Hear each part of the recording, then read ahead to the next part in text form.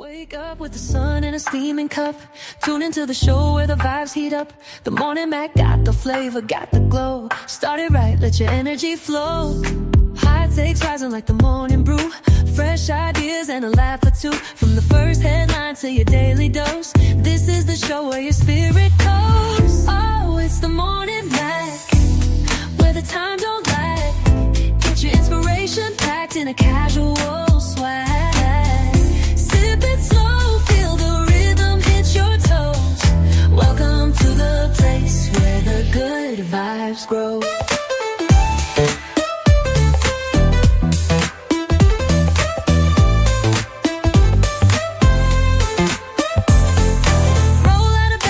Dreams alive. The Mac got the groove, keeping you in stride. No snooze, just choose to wake up bold. This is your hour, let your story unfold. New ideas with the sunrise spark. Fuel for your fire when the world feels stark. Spinning the tracks of your mental glow. Every listen's a hit on the Morning Mac Show. Oh, it's the Morning Mac, where the time don't lag. Get your inspiration packed in a casual swag.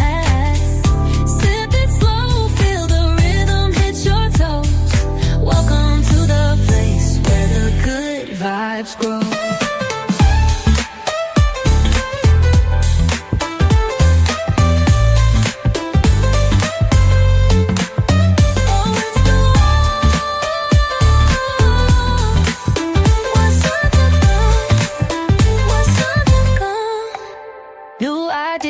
With a sunrise spark, fuel for your fire when the world feels stark. We're spinning the tracks of your mental glow. Every listen's a hit on the Morning Mac Show. Oh, it's the Morning Mac, where the time don't lag. Get your inspiration packed in a casual swag. Sip it slow, feel the rhythm hit your toes. Welcome to the place where the good vibes grow.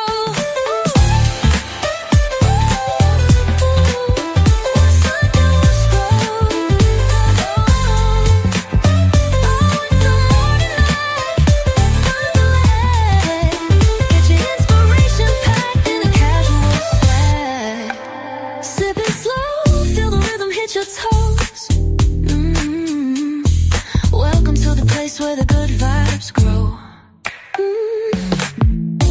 Roll out of bed, bring your dreams alive. The Mac got the groove, keeping you in stride. No snooze, just choose to wake up bold. This is your hour, let your story unfold.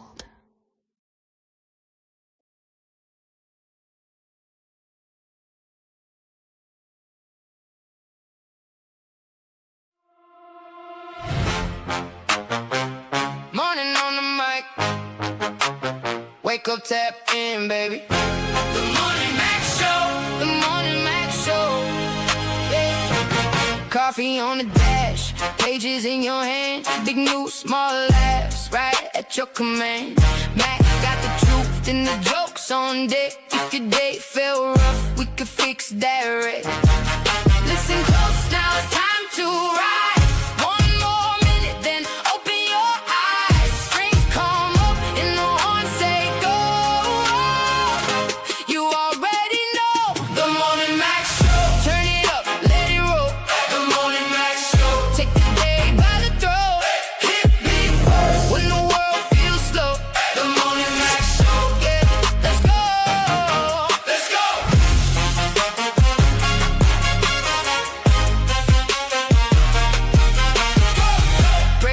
Scene with a grin I preach.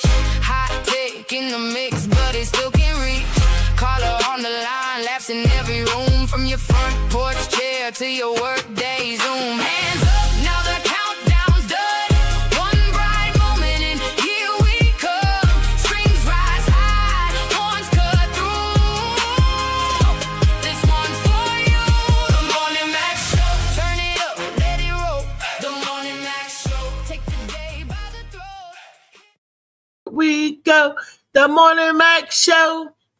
Grand rising to everybody. It's the Morning Mac Show, and it's your girl Reese, aka the best that ever did it, aka you know who it be. I haven't said that in a minute. I just thought that y'all need a reminder that this is me, the best that ever did it, And some people may ask, well, the best that I ever did what? The best that I ever did whatever it is that I wanted to do when I wanted to do it, how, where, what I wanted to do when I feel like doing it. The best that I ever did me. How about that? That's a mouthful. Well, it is Tall Tale Thursdays and Throwback Thursdays. And I took a moment to reflect on just how far, we came as a nation. It was so funny because I was going through some older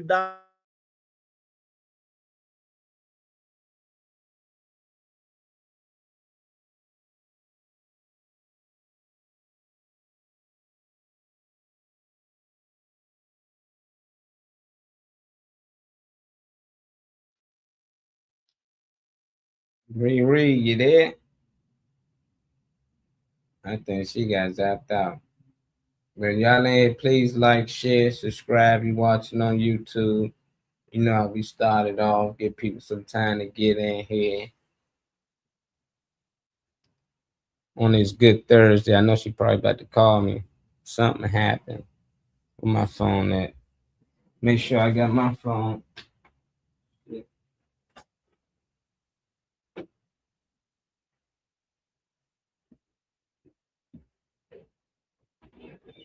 Let's see what happened. Give her some time to get back in here.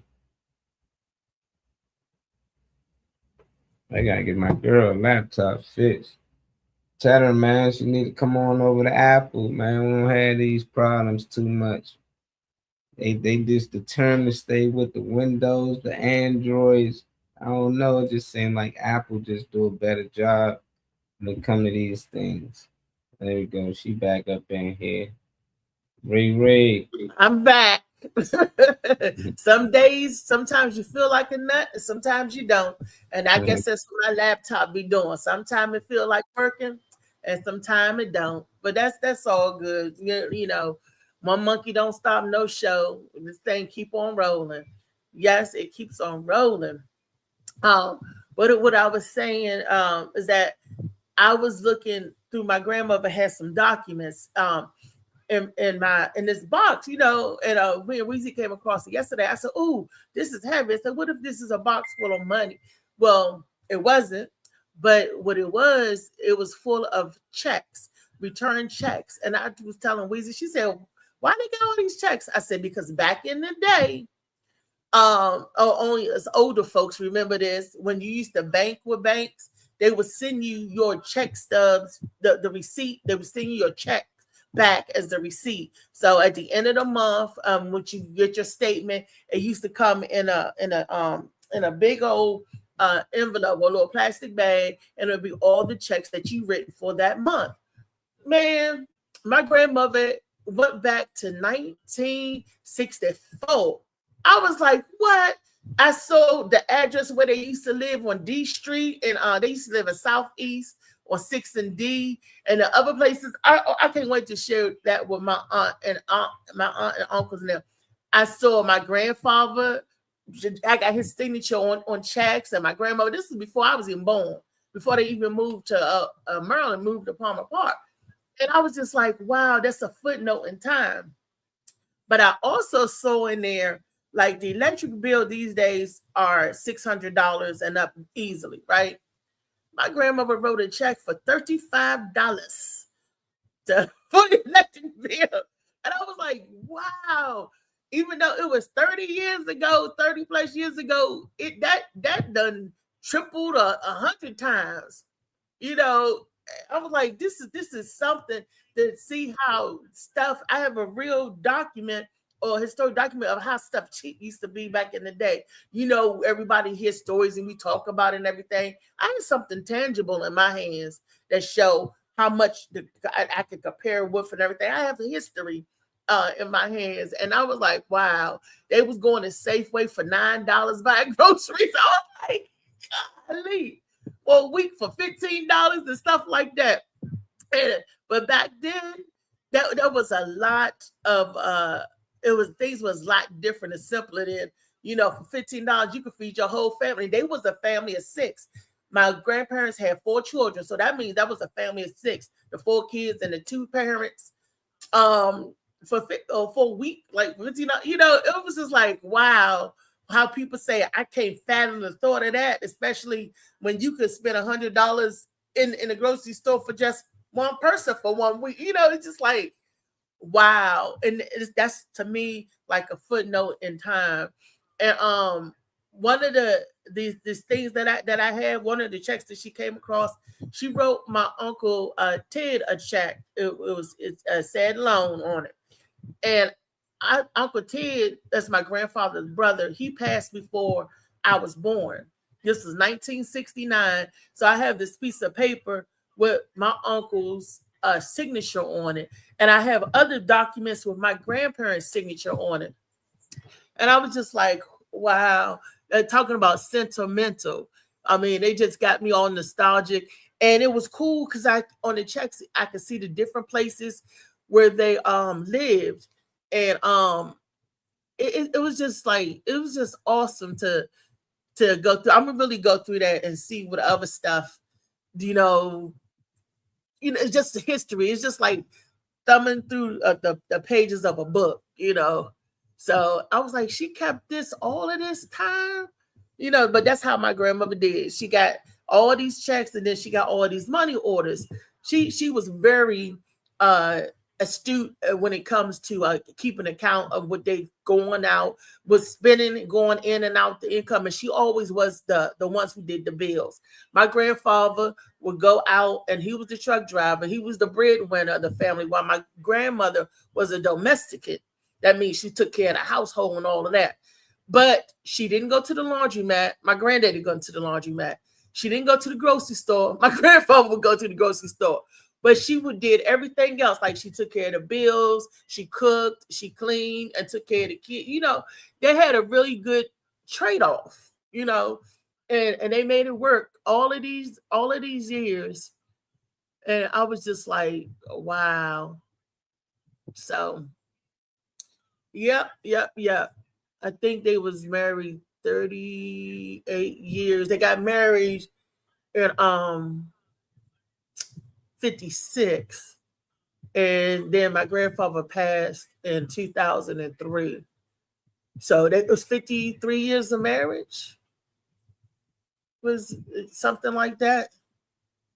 56, 2003. Yeah. No, like 48 years of marriage. That's 40. My math, I got to take. Yeah, I got to take a few years off for that. Yep. Like something like that. So it's just awesome.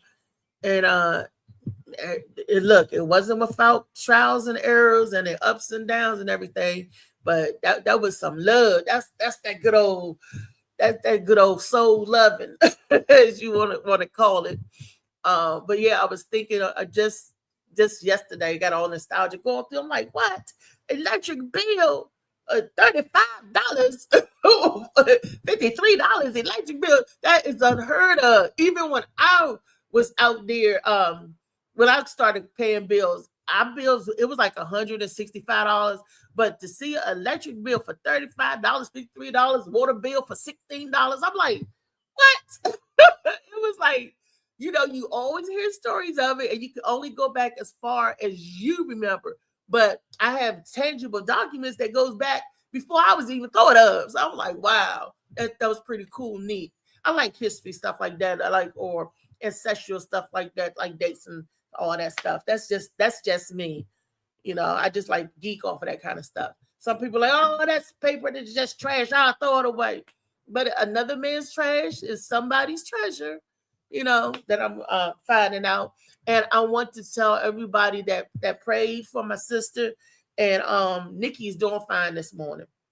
The kidney transplant was successful. I talked to her this morning. I think that's why another reason I'm happy and upbeat. Because my little sister, is she gonna be all right? She was showing me, she took a picture and posted on Facebook. She was showing me her breakfast of champions that they gave her broth breakfast. I told her, one day at a time, boo. One day at a time. Just hang in there. She come a long way. She says she feels good. She's relieved. She says she's not in a lot of pain. She said it only hurts sometimes because she gets stiff from laying in the bed, but they got her up, and hopefully they'll let her come home Sunday. So I'm thank you to whoever it was who donated that kidney for her to make it possible where she can have a better quality of life now. Because being on dialysis, as everybody knows, or anybody that's ever gone through kidney or dialysis, whatever, it's a hard pill to swallow. But she has she's gonna have a lot of her liberties back. Although she'll have her restraints, which she can do and can't do, but she'll definitely have a better quality of life than getting on the machines and all of that good stuff. So, Nikki, yay! I see you when you come home, sis. All righty, let's bring in the fellas of the Morning Max Show, the super producer Molly Mall and Big Money Trey. Grand Rising to you fellas. Morning on the mic. Wake up, tap in, baby. The Morning Max Show. The Morning Max Show.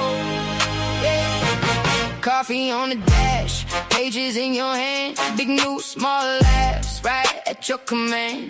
Mac got the truth in the juice on deck. If your day fell rough, we could fix that. What's up, Brian? What's going on? To ride. It's like we can go there dabbing for a minute. I'm on. You already know. What? Hey. We getting it in. Y'all know. We gonna lose that check, man. Keep moving.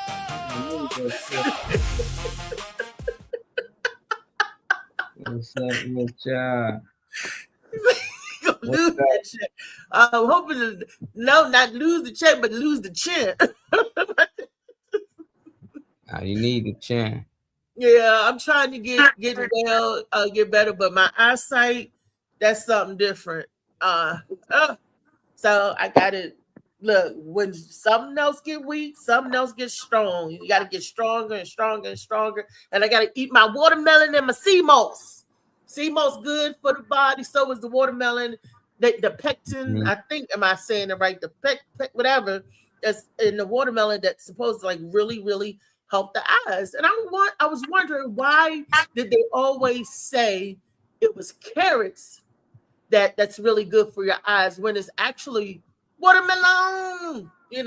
Certain different eye diseases as you get older, as we all get older. So as you guys get older, you guys are youngins now, but as you get older, increase that watermelon intake.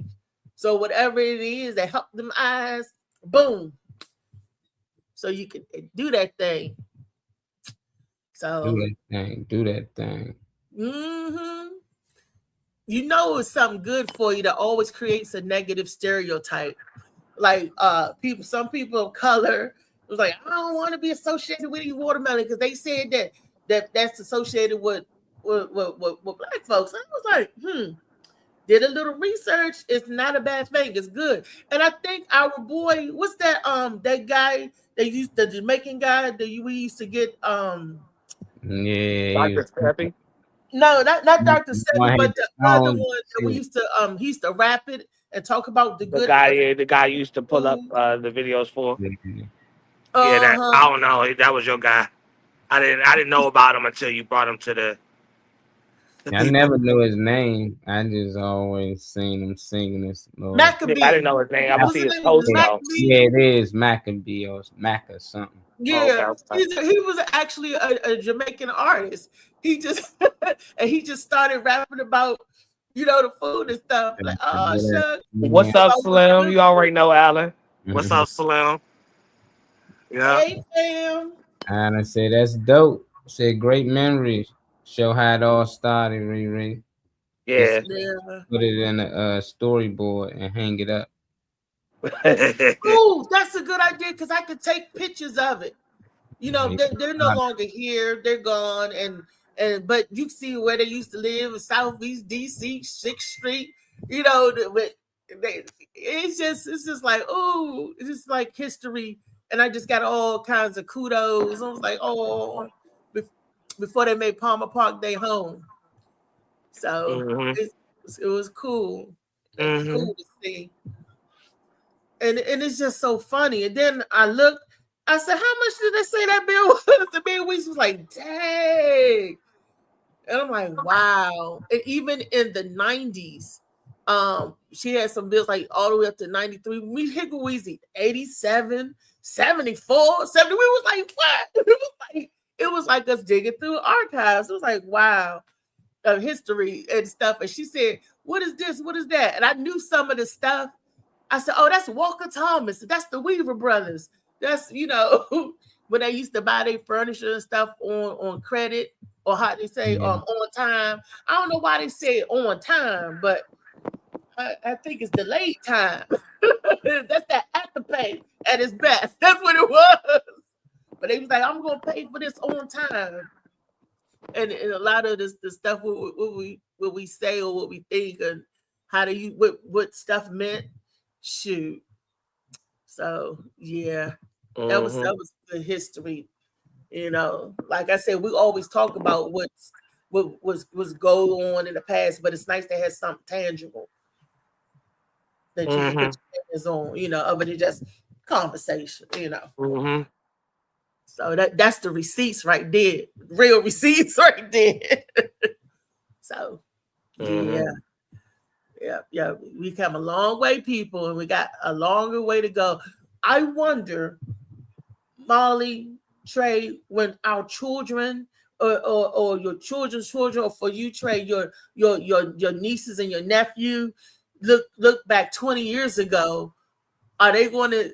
They be like, "Dang, y'all, cheap this. This is cheap this." Because we talked about the value of $1. I wonder what kind of economy are they going to grow into? It's Tall Tale Thursday, so we could speculate anything if they would even have currency that you could touch. They may have that currency, like the thumbprint or digital currency. What they talking about? We never know. Like 20 years from now, what would our children's and great nieces and that? What would it look like for them 20 years in the future? I could just imagine,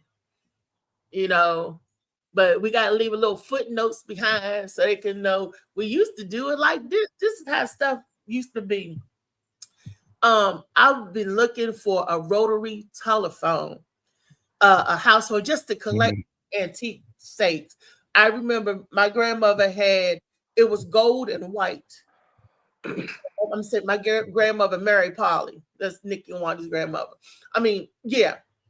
The phone, it was a big old box, but it was gold and the handle was white. And I hated them rotary phones because you had to go and had to go all the way back.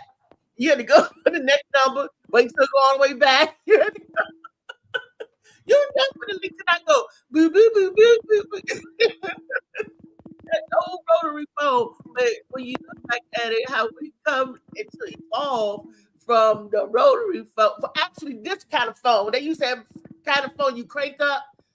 And hello, Sarah, get the operator. You had the operator to that calls.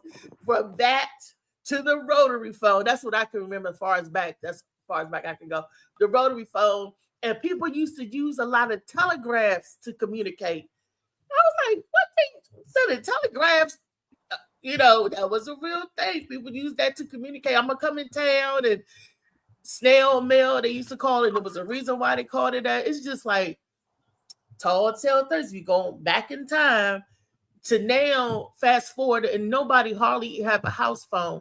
Only the older people have house phone.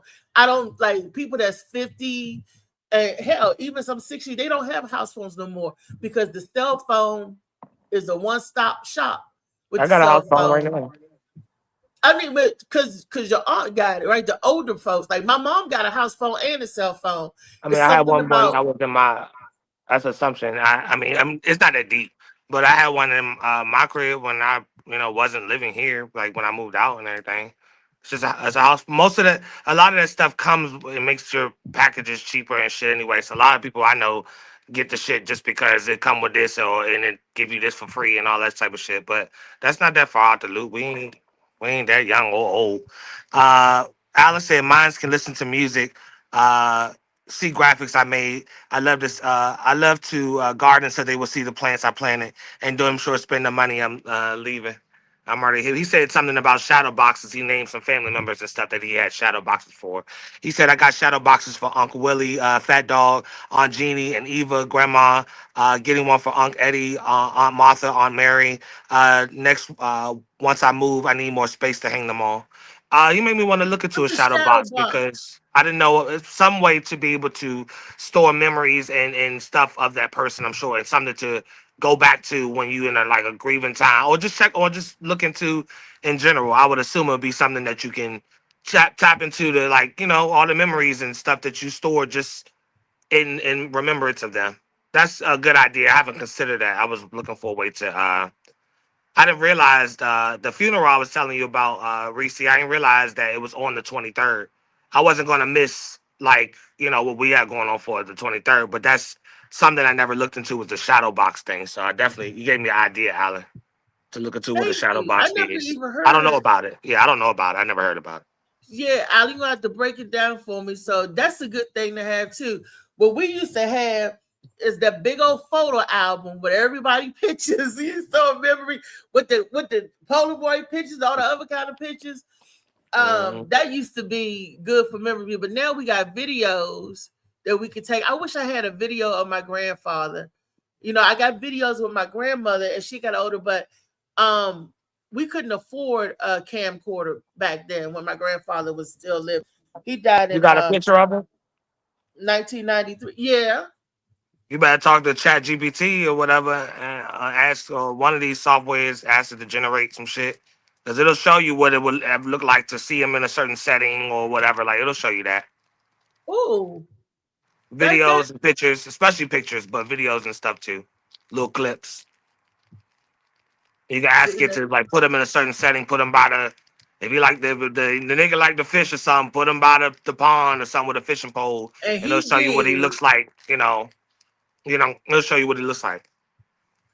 and And it's he pretty loved the accurate. If you're good fish. with your description and what you want to see, it is pretty good with it. If you take the time, just like, So I just take my picture and load it up, and they can you can okay. describe, you tap the mic and describe like what you want to see of the image, certain features you might want to highlight, and you can continue to make corrections and ask it to change what you don't like about the image that you see. Because I tried it this month or whatever, just to see if I can recreate another image or whatever. And I think I In the may memory have of his somebody. voice on a cassette tape because I used to prank. That's back when I'm laughing because Jay always laughing looking at my old one of my old radios, the tape deck, the recorder, and we used to always prank my grandfather, like trying to get him in conversation. So I think me and my aunt, we got a cassette where we was messing with him. We was recording him, and he thought I was listening to music, and he wanted to hear "That's My Son Hanging on the Cross" by Crowds of Joy. He was like, "Reese, play the tape." I said, "Granddad, I'm trying to talk to him because I'm recording and talking to him." He said, "Play the tape right there." He said, "The tape right there." He said, "Play the tape." Oh, and it was so funny because you hear him sipping his coffee. Play the tape, and we would go and we would laugh. But and I think I still have that cassette tape. Yeah, I got cassette tape. The only thing I don't have is 8 tracks. It didn't because that was just too big and bulky.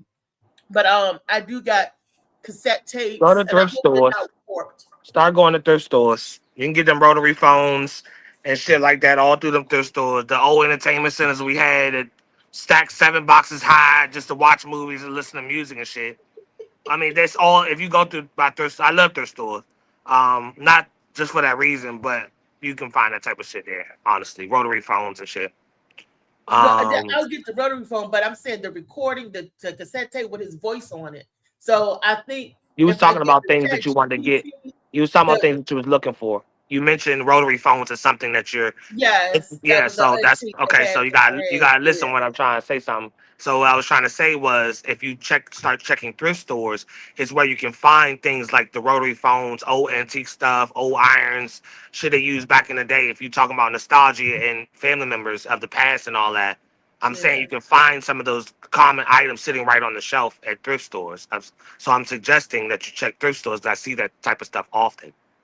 So it's not as out of the loop as what you're saying, like, you know. And they give you an updated one. They give you a modern rotary. It'll still work like a rotary, but it'll be like modernized for like current times and shit. You just look on it, look around. You ain't did no looking.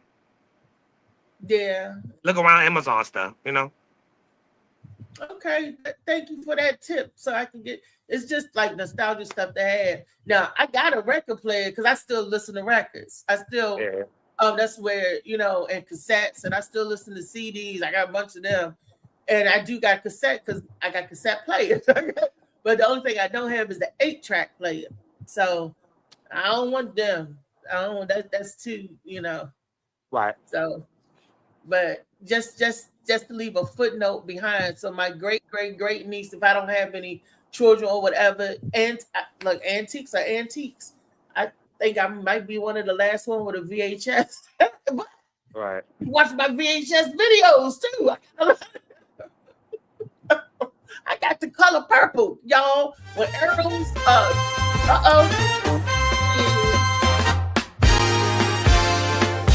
All right, now y'all already know when y'all hear that music. It's Funny Man Green, the man on the scene. Ask him what the word is, because he's gonna tell you. Whatever like that and all that shit. Yeah. Boys and girls. What's up, Slim? Top of the morning. Funniest man in the world. Funny man. David Green. What's going on with you? You feel rested today, bro? Oh, dude, that was cool. You got your little freak nasty flyer here with these dirty tissues and shit around the MacBook. just to you know, to show you how much we appreciate you and everything. Doing what you do best on Fridays. I appreciate that. I appreciate it. Nah, it's cool though. It's funny. It's cool at the same time to see, you know, little graphics and shit up. So, but yeah, tapping on the conversation. You know, it's Tall Tale Thursday. So today, you know what kind of day it is today. So whatever stories Reese got or whoever, you know, that's gonna be what we do. So tap in with us, you here. Glad to see you on the screen, Slim. Yeah, I'm glad to be on the screen or whatever. What's that song? Pop, Lock, and Drop It or whatever. That's exactly how I felt. Like, what's up, Kyle? What's up, E? I mean, yeah, Uncle. Is your bones popping out of place? Oh, locking up, and then you drop it? I almost dropped to the floor. I'm yelling for my son. I'm like, give me some water to take these pills and everything. And get activated, acclimated, all that shit. He said, "Pop, lock, and drop it." Man, look, I was stuck like this for like 2 hours. Right. My son was ignoring the calls and everything. Oh yeah, you done dropped and stopped. Damn. That's no. That's if I was having a heart attack or something. Imagine me having a heart attack and I'm like, oh, let me reach and call my son, and it'd be like, your call has been forwarded to. I'm like, nigga. Medical alert. The way my phone be dead. David, and let me tell you, the medical alert, they do watches. I got a watch. I'm just on the charger now, but I got a watch that it detects my my steps, my heart, and if you fall down or you hit your hand too hard, the thing will come on, and you can just help. The thing will come on and talk to you without you pressing the button. Yeah, I had to call off. I had to call off work yesterday. I think because I think I told you all the doctors and all put me on light duty and everything, but the job said they didn't understand the paperwork or something else, so they put me in I'm sitting there lifting. The note said no more than 25 pounds, whatever. Which, you know, I mean, I could, you know, do more than that, but them bad boys had me lifting like 90 tires and stuff like that. No, shoot, I was stuck. Like I said, I was like this for like 2 hours. But y'all niggas better start stretching around this joint. Stretching has nothing to do with your nerves. Oh, okay. Well, you got every time I see somebody on the floor or something with some sciatic shit or some muscle problem or something, they usually ain't stretching. I Yeah, probably need to stretching do is some of that myself, to good. be honest. Oh yeah, I do a lot of stretching. Oh, all right. Well, don't But pop, then, lock, and drop anything anymore because that didn't work. So but then you this is know, somebody that gives a fuck about you. You know, just don't. Just and if don't. No, you live, it wasn't on purpose. I'm saying Oh, I well, was you like, know now what you can't pick back up. So just leave, right, and you leave know, if it you can up there. live Don't 20, drop it. why you trying to live 90? Mm. You gotta protect you. Them people on the job are trying to get as much out of you as they can. But if you know you can't live 90, say, and I can't lift that. And your doctor's notes say that. Don't try to do it and hurt yourself. Shoot. yeah. And what they do, they'll send you some flowers when you gone, or they'll get somebody else to replace you before you're gone. Exactly. You know, Yeah, don't hurt you're right. you. You're right. Yeah, I heard different people was telling me to, you know, what I mean, just do the disability junk or whatever, and I'm seriously thinking about it because it's getting a whole lot worse than I thought. Yeah. You do what you can until you can't. You know, that's until you can't. And if they saying, you know, that you can't do certain stuff or do what you did or you can't revamp it, maybe you need to be a supervisor and tell them with the lip. Tell them, look, say, hold on, Jose, and the rest of them, look, get them boxes, clean that truck, put it over there, do that you know.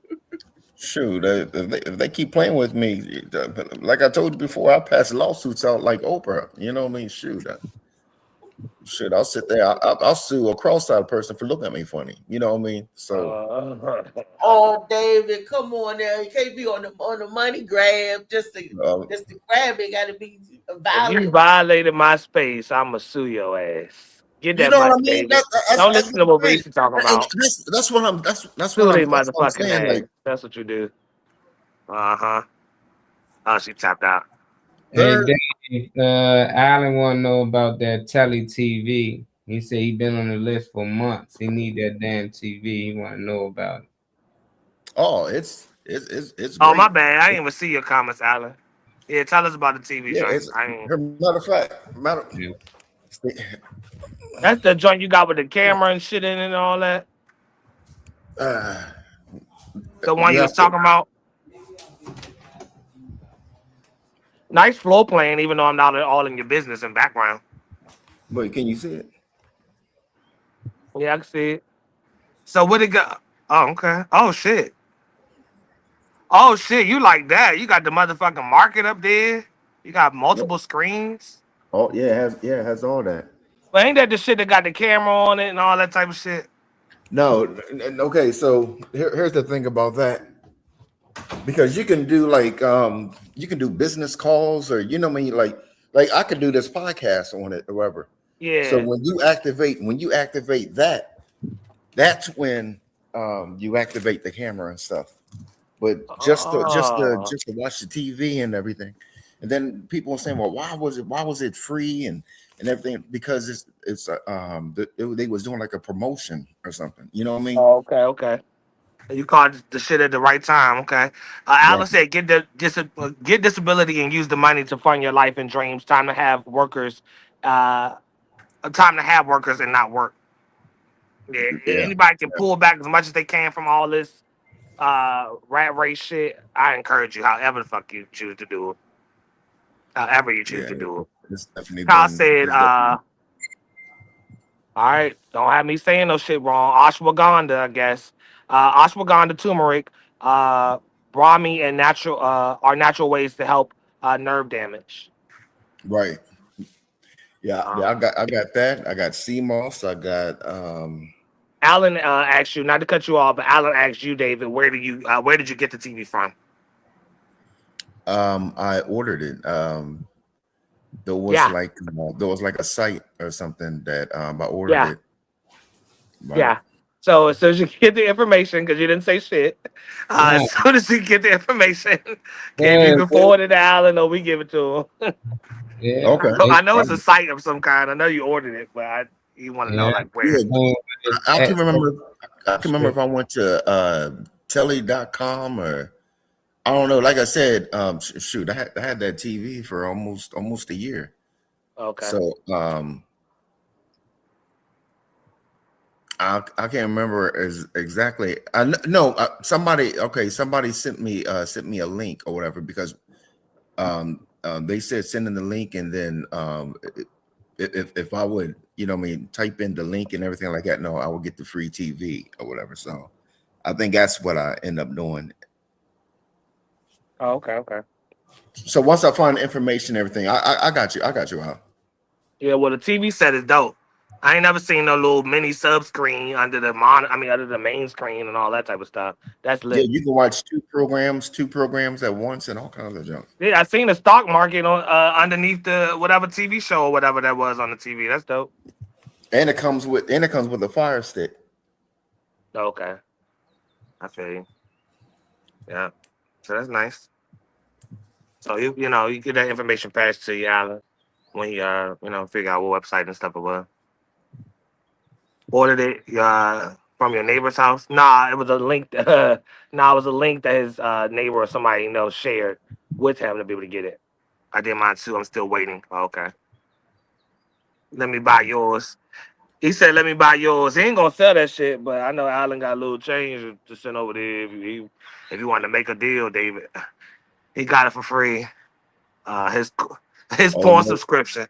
Oh yeah, they said on that XXNX website that you be on. They said if you watch all the videos this month, then we'll give you this TV, and then we'll just do a real ad for us real quick and say that you fuck with Pornhub, and then we got you on and shit. And that's all I got to do. I should have been having 2 TVs. Fucking talking about. That's Fire the one that Stick. looks back at you, right? That's the TV one where they shit. can see you, right? Is that one? Yeah. So you can't walk across the TV butt naked, because somebody watch it. just don't, because I care about you. I'm just telling you. What's up, child? Because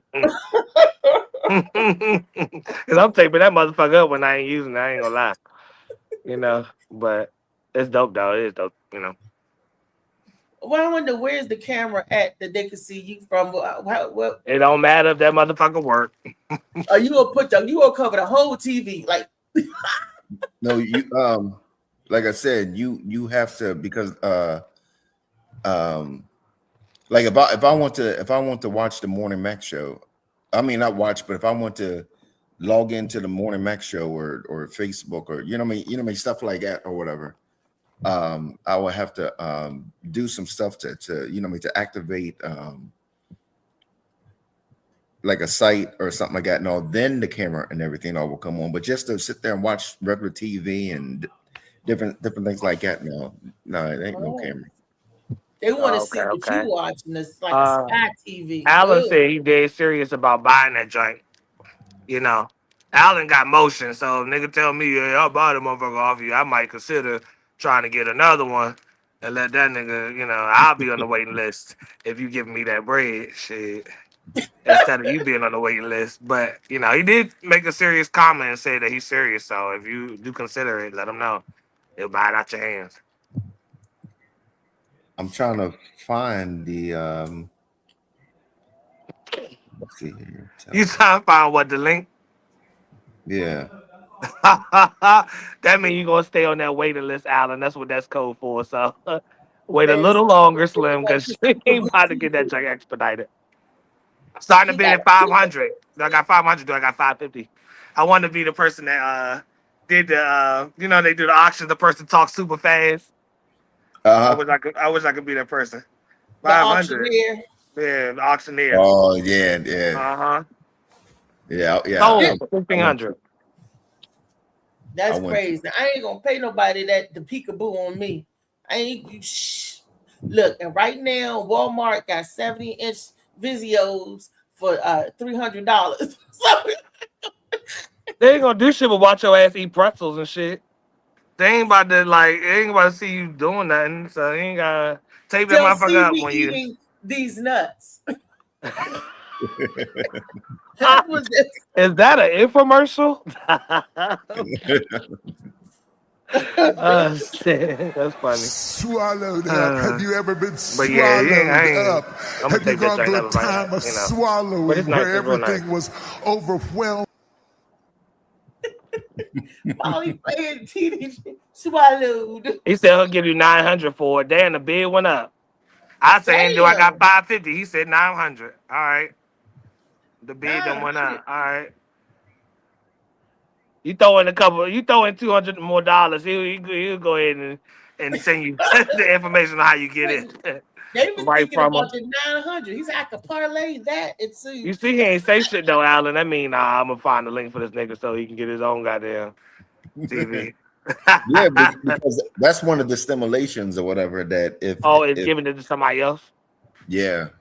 So they want that subscription tied to the actual owner of the TV. Right. Going once, going twice. If it's detected that it's another location or something, then that's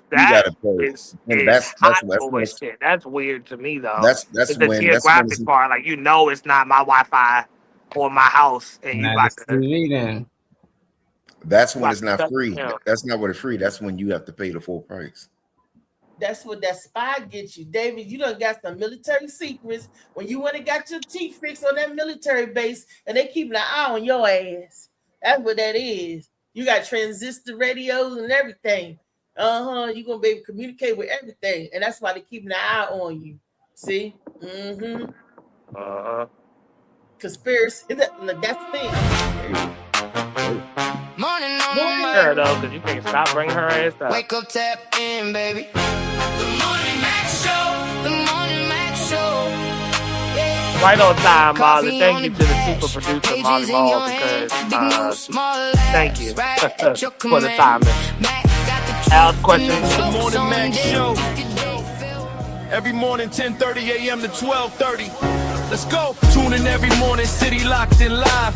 Morning Max Show where the real ones thrive. Positivity, motivation, conversations raw. Al's question of the day got the whole world involved. From the hustle to the healing, we speak like through the pain. Special guests dropping gems while we building up the game. Whole squad on go. Wake up and boss up with the Morning Max Show.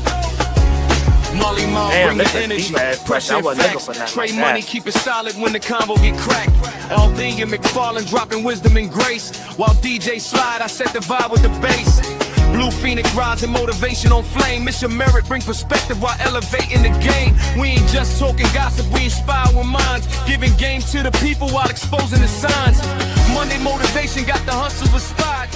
Turn up Tuesday, got the city on fire. Golly. Now, this is a deep-ass question, Al. Question is, would you rather know exactly when you'll die, has the calendar on there, it says, one tells you the day, and it says no versus knowing exactly how you'll die. The other tells you the way that you'll die. Which would you choose? You already know it's ladies first. You know how we doing it with the call-off, y'all. So, it's only a few of us on here anyway, but Reese, we starting with you. I don't want to know none of that. I don't want to know nothing. Hey, gotta choose one. The day that I died, how I died, the way I died, and what was that? What was the other one? When and how? When or how? I don't. Nah. Oh gosh. Well, you're the only lady on here, so I'm gonna need an answer in about a minute or two. When or how? Do I want to know when I'm gonna die? I guess I would say when. So when I know it was close to that time, or I try to tell everybody I love them all the time anyway, because we just don't know when it's going to be when. So the last thing you can hear from me is that, hey, I love you. So I think I would know. I want to know when then. Okay. If I had to pick one, but. Okay. And you got to remember what to do when you're done after the first lady speech. I got to pass it on. Yeah, let's start. Yeah, let's try to retain that. Try to remember that if we can. So I'm gonna go ahead and pass it on to you. That's a tough question. Ooh, it is a tough question though. I'll take it. I don't want to know when, because I don't want to be dreading and doing all this different movement that I wouldn't have been doing if I didn't know the day. Because you already, I feel like you're, as weird as it may sound, you're blessed with not knowing the day. I agree with you, but we have to choose one. I agree with you on not wanting to know either, because personally, I want to just live and just when it happened, how it happened is how it happened. I feel like you can kind of walk around certain things or change trajectories on something. So whatever it is, like if it said I drown, I'll just try to be extra careful in the pools, or if I'm swimming out in the, I'll just try to, or however, if it's a car crash or something, I'll just try to be more vigilant, try to be more aware. But I don't want to know when, because my mindset should already be like setting, giving love and everything, making sure everybody feel love. But at the same time, already preparing for things like the future and all that type of stuff. The last thing I would want to do is spend the rest of my days rushing to do all these things, because now all of a sudden you have fire under your ass because you know you're going to die. So I'll pass it to David. I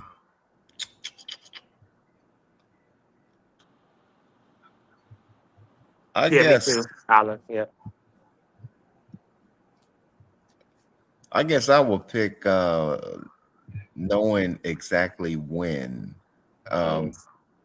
because if I know how, you know what I mean, I'm going to be paranoid the whole time and all. You know what I mean? If it says, you know what I mean, like, you know what I mean, by poison or something like that. No, I'm like, oh, you know, every meal I eat and everything, I'm like, hold up, is somebody trying to poison me, or this is this, or you know what I mean, or being shot or something like that. No, and they be like, you're going to be doing a show in DC. Oh, well, I don't know about that. I'm not putting it on DC. I'm so dead. I feel.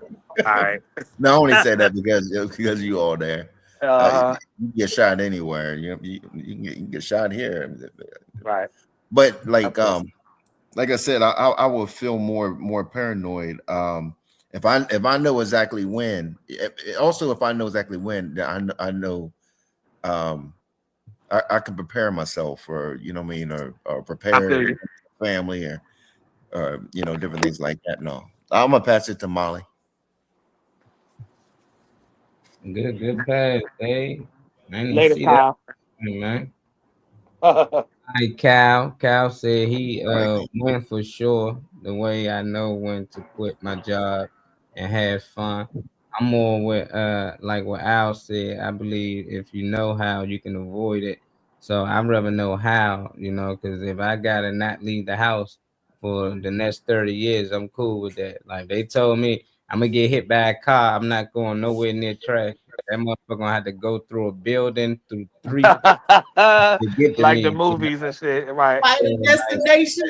Yeah, I know how, I know what to avoid. So no matter what it is, if I'm going to drown, I'm not even taking a bath. I'm gonna wash up with a bucket or something. I'm just going to find a way to avoid it. But knowing when, that just means it's guaranteed that it's going to happen that day. No matter what. I can just be walking and catch a heart attack. I can just be in the house chilling, like, oh, this the day, let me not go outside, and it can just happen. So I'd rather know how, so at least I can avoid it, to be around as long as possible for my loved ones. Other than that, hey, if somebody giving me the time that, hey, you gonna go this and that means that's God. So that's a good conversation I had. I know for sure, oh, I'm gonna die this time, that means where I'm going after this too. So I'm okay with the question if somebody, had that type of power. I like that. Want to know how. That's what I'm going with. I definitely like that. I didn't expect to hear that type of answer. There was this movie called Cruel. Do anybody remember that movie in the 80s? Cruel, Krull. And this was a Cyclops there. And the reason why, how he lost, he made a deal with the Beast. They called him the Beast. He made a deal with the Beast. He said, I can give you power to see the future if you give me one of your eyes, because he wanted to collect all these eyes so he could be all seeing and, multi-eyes, right? So the people gave up their eyes so they could thought they were going to see the future, but the only thing the Beast let them see was their death. And everybody's, he was a giant. If you accept how you want to die, you'll die peacefully, right? But if you didn't accept or do something to try to stop the or whatever, you would die in a horrific way. So they was on a quest. So at first the giant wasn't gonna go because he saw how he gonna die. He said he's gonna be peaceful. I'm gonna sit here by this rock and just close my eyes. But he had to go on a quest with his friends to try to save the girl and all that stuff. And he ended up dying in a horrific way. But he thought that was what was worth. What's the name of that movie again? Krull. Oh, I thought it was. They had this thing that could only kill the beast. This little thing that he threw like a frisbee that had, little hooks on each end, and then to come back to him. It was a good movie. Then for the 80s, the 80s had some. I'm an 80s kid, so like I thought it was movies like The Dark Crystal and Crew. There was some good movies back in the 80s. I thought it was Crawl. Crawl. Maybe I'm saying it right. Crawl, Crew, Krull. Yeah. Is that Crawl? Yeah. Is that Crawl? Like Snow Crawl. Then they have like like skulls and stuff like that on the cover. Molly Trey, it's a good movie. It's worth a Google. It's a Let me see if I can find it. I'll check it out if you remember to send me the name. Yeah. Just like The Never Ending Story. That used to be one of my favorite movies, The Never Ending Story. With Balky, The Never Ending Story. I even used to like the theme song. What can I say? I'm a true 80s kid. Yeah, I did. I'm not gonna lie, I did like The Never Ending Story song. So I wasn't the only one. They was some good, It was 1983. There was a good movie, The Nothingness, and they was tearing up the fairy tale. And it was good to me. I will watch that movie again. That's right up there with the Goonies. What are some movies that it's old movies, but you'll watch again? That's in my top 10. The Never Ending Story, the Goonies, because every time I see it, it's funny. It's right up there with The Color Purple for me. And I was watching Baby Boy the other night. So it was like so, but I'm an 80s kid. The pirate movie. Y'all probably don't even know who Christy McNichols is, but she was a 70s and the 80s. She was a child star because she started off on this this series called Family, and her name was Buddy on Family. So Christy McNichol, her and Thomas C. Howell did the pirate movie, stuff like that. Buckaroo Banzai. Y'all probably be like Spaceballs. I'm like, what the hell is she talking about? A lot of Eddie Murphy's top movies, in my opinion, was in the 80s. You know what I mean? Like Trading Places and Coming to America and Beverly Hills Cop. Another 48 Hours. 48 Hours and another 48 hours. Boomerang, I think, was in the 90s. I think it was like early 90s was Boomerang. Yeah, Boomerang was like the 90s. Yeah. I think 94 or 5. Yeah. I mean, those are some good movies. And I don't care what y'all about to say, but I'm going to say this movie called A Crying Game. Forrest Whitaker. And I thought that was a good espionage spy type movie. Yeah, I enjoyed it, and stuff like that. So, and I found out that I love musicals. Every musical coming up, Seven Brides for Seven Brothers, Victor Victoria. I love West Side Story. I love musical. Grease. I love Cat. I love Rent. I love Grease 1 and 2. Yep, 1 and 2. Used to know all the songs and stuff. So I'm true 80s kids. And Molly even had me watch a movie. What was that movie? The baseball movie, Molly? I ain't never seen it. And Molly had me say, Reese, go watch that movie. And it was a good movie. The joint with Little Saint. Hardball. Yeah, with Little Saint. Hairball. Okay. Yep. I cried like So- a motherfucker when Lil Saint got killed. I know. I was like, oh. Yep. Everybody, turning around. Yeah, that was away. a crying game. Yeah, that was a crying game. He fell in love with the tranny and jump. The training. We talking about Yeah, another on the movie. crying game.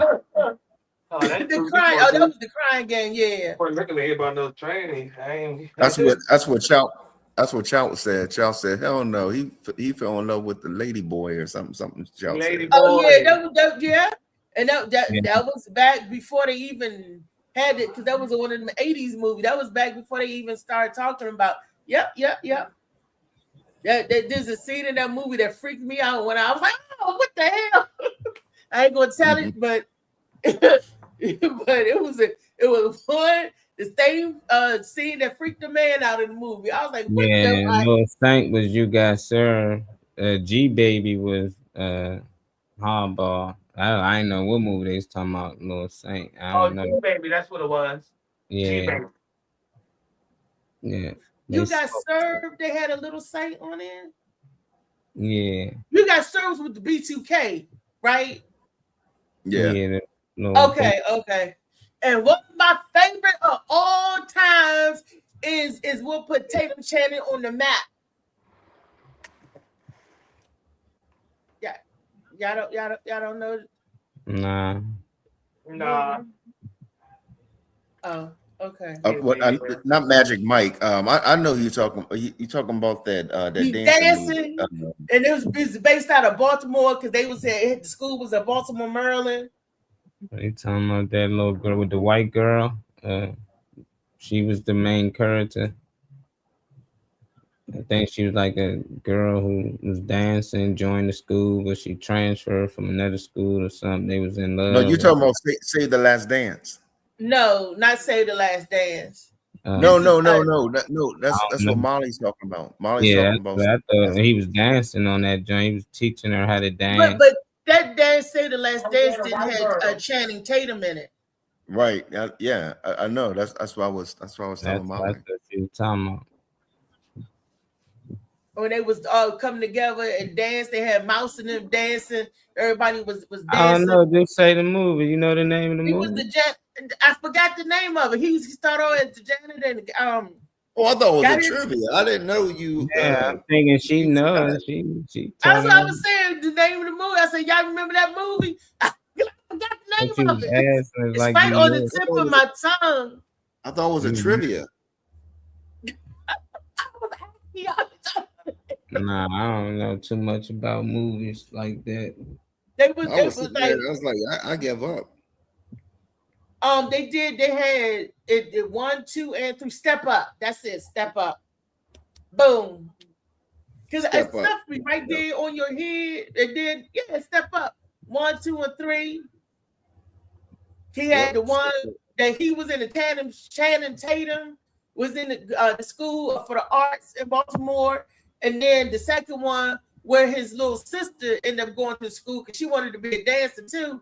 And then the third one is Step Up, Born of the Boombox with Mouse and them. And they had, I was into all of that. And that was in the 90s and the 2000s. Step Up to the Streets, Step Up 1, Step Up, when they were doing the dance competition, I was in love with all them kind of dance movies. It Breaking and Beat Street all the way up. Because they remind me of musicals. To me, they are musicals. They dancing and they singing in it. I used to, when they had ABC, I used to love that TV show. ABCD. Yeah. They used to have when they used to be judging the people that do dance as groups or couples or whatever. Yeah, those dance competitions. I used to love that. A hidden dream of mine. I used to want to be a dancer like that. Always thought I could dance. I always had some flex moves, some power moves, always. But yeah, I was just a little too chunky. but I still can move. Pop, lock, and drop. No, My Oh, favorite wow. was always Turbo, but everybody that I was friends with, they all liked Ozone off Break In and whatever. breaking. Matter of fact, Turbo was the one who taught Michael Jackson the moonwalk and different moves like that. He was like a That's choreographer. what they say, but we did a show a few years ago where it was actually Bill Bailey who did the first man to do the moonwalk. Yep, old Bill Bailey, and they showed it on a movie called Stormy Monday. Stormy, and Bill Bailey was doing the moonwalk. I said, "No, they was right. Bill Bailey was the first one to do the moonwalk." Oh, I didn't say he was So the first person. I said he was. I said Turbo. What was his something Boogaloo or something? that's where they Boogaloo Shrimp. Well, that's where they got it from. You know, Yeah, I guess yeah. they just like the music. You know, we pick up old dances because there's a whole lot of dances my aunt and them used to do, and I was like, that look like this dance that we do now. You know, like the prep. Yeah. Everybody do the prep, right? They used to be this. That ain't nothing but this. Whoa! That wasn't nothing but the name. You know, what you do instead of doing this, they doing this. Whoa! You know, I was like, Right. sucky there. So a lot of the dances that was out before, they just change a move and there's a new dance, you know. So and look, the Happy Feet. If y'all remember the Happy Feet, you know, and hey, Weezy, boom, guess who? It came into the room. Soon as she get the door. Oh, hey, there she go. So a lot of dances that they used to do that Watch Me Whip or Watch Me Nay Nay, you know, they used to be. They had other dances, the dance called Push and Pull. They, you know, and I was like, wow. They had a dance called the Booty Green back in the 50s. The Booty Green. I'm like, wow. Booty Green. They even had a song, Booty Green. Booty cream. What the fuck is you saying? What you said, Booty Green? What the fuck? Because I wasn't by the phone, so I wasn't. Mr. Joe know how to do the Booty Green. It was a dance Green, called Booty Green. Look, David Green, like green. Oh, Booty Green. that sound like gangrene. I don't want that shit. Never mind. Them dances and stuff there, you know, and I'm like, wow, it's just like music. It goes just like fashion and clothes. And I was like, wow, everything is nothing new under the sun. Yep. Everything. What makes the news when we add our own little twist to everything, like Molly Moss, Sea Moss. He adds a twist of lemon and a twist of other flavors mixed in that makes it new to you. Because you ain't never had no sea moss like the way my boy do it. Molly Moss, sea moss. That's facts. Get it? Yeah. I ain't mad at that shit. In the words of Smokey Robinson, I second that emotion. You want a cool, refreshing drink? It's not lemonade. It's Molly Moss, sea moss, lemonade. That cool, refreshing drink. It tastes better than country time. It's good for you anytime. So divine. It tastes better than country time. And like I said, it's better for you anytime. Because it's natural flavors. It's natural. And we don't mean Beatles, but you try to be on the next sound drop. I'm trying to be in the next commercial. That's what y'all doing. Y'all trying to be in the next commercial and shit. I feel you. You trying to earn your spot. Be in the next commercial. Y'all trying to earn your spot. A big old lemon with my face on it. Puckering up. That's a big ass lemon. You know, how to do the lemon head. They be like, they see is a lemon. All of us are gonna be the sea moss characters. Hey, You know, he ain't got that much screen space for all these big head ass people to be on there together. I suggest one at a time would be better, but big ass living flavor? What's your favorite flavor of sea moss? That would be a good idea. Yeah, that would be dope though. I didn't think about nothing like that. That would be dope. They firm on my feet. Who's mom here anyway? Hey David, hey Trey, who else on here? Hey, what's up? It's us. Oh, we got to give you the question of the day, lady. Okay. It was hard for me, and I didn't want neither one. Yes. Trey, can you read it to her or pull it back? Of course I can. I didn't like this question of the day. Yeah, 2 parts to it. It was a tough one, but I still got immediate, answer for the most part. It says, would you rather know exactly when you're gonna die? Has a picture of a calendar and the time and stuff on it. One tells you the day, versus knowing exactly how you'll die, and it'll tell you the how of obviously how it'll go. Ooh. Yeah, I know. I said, damn. I didn't think about all that. Man. Either how or when. Ooh.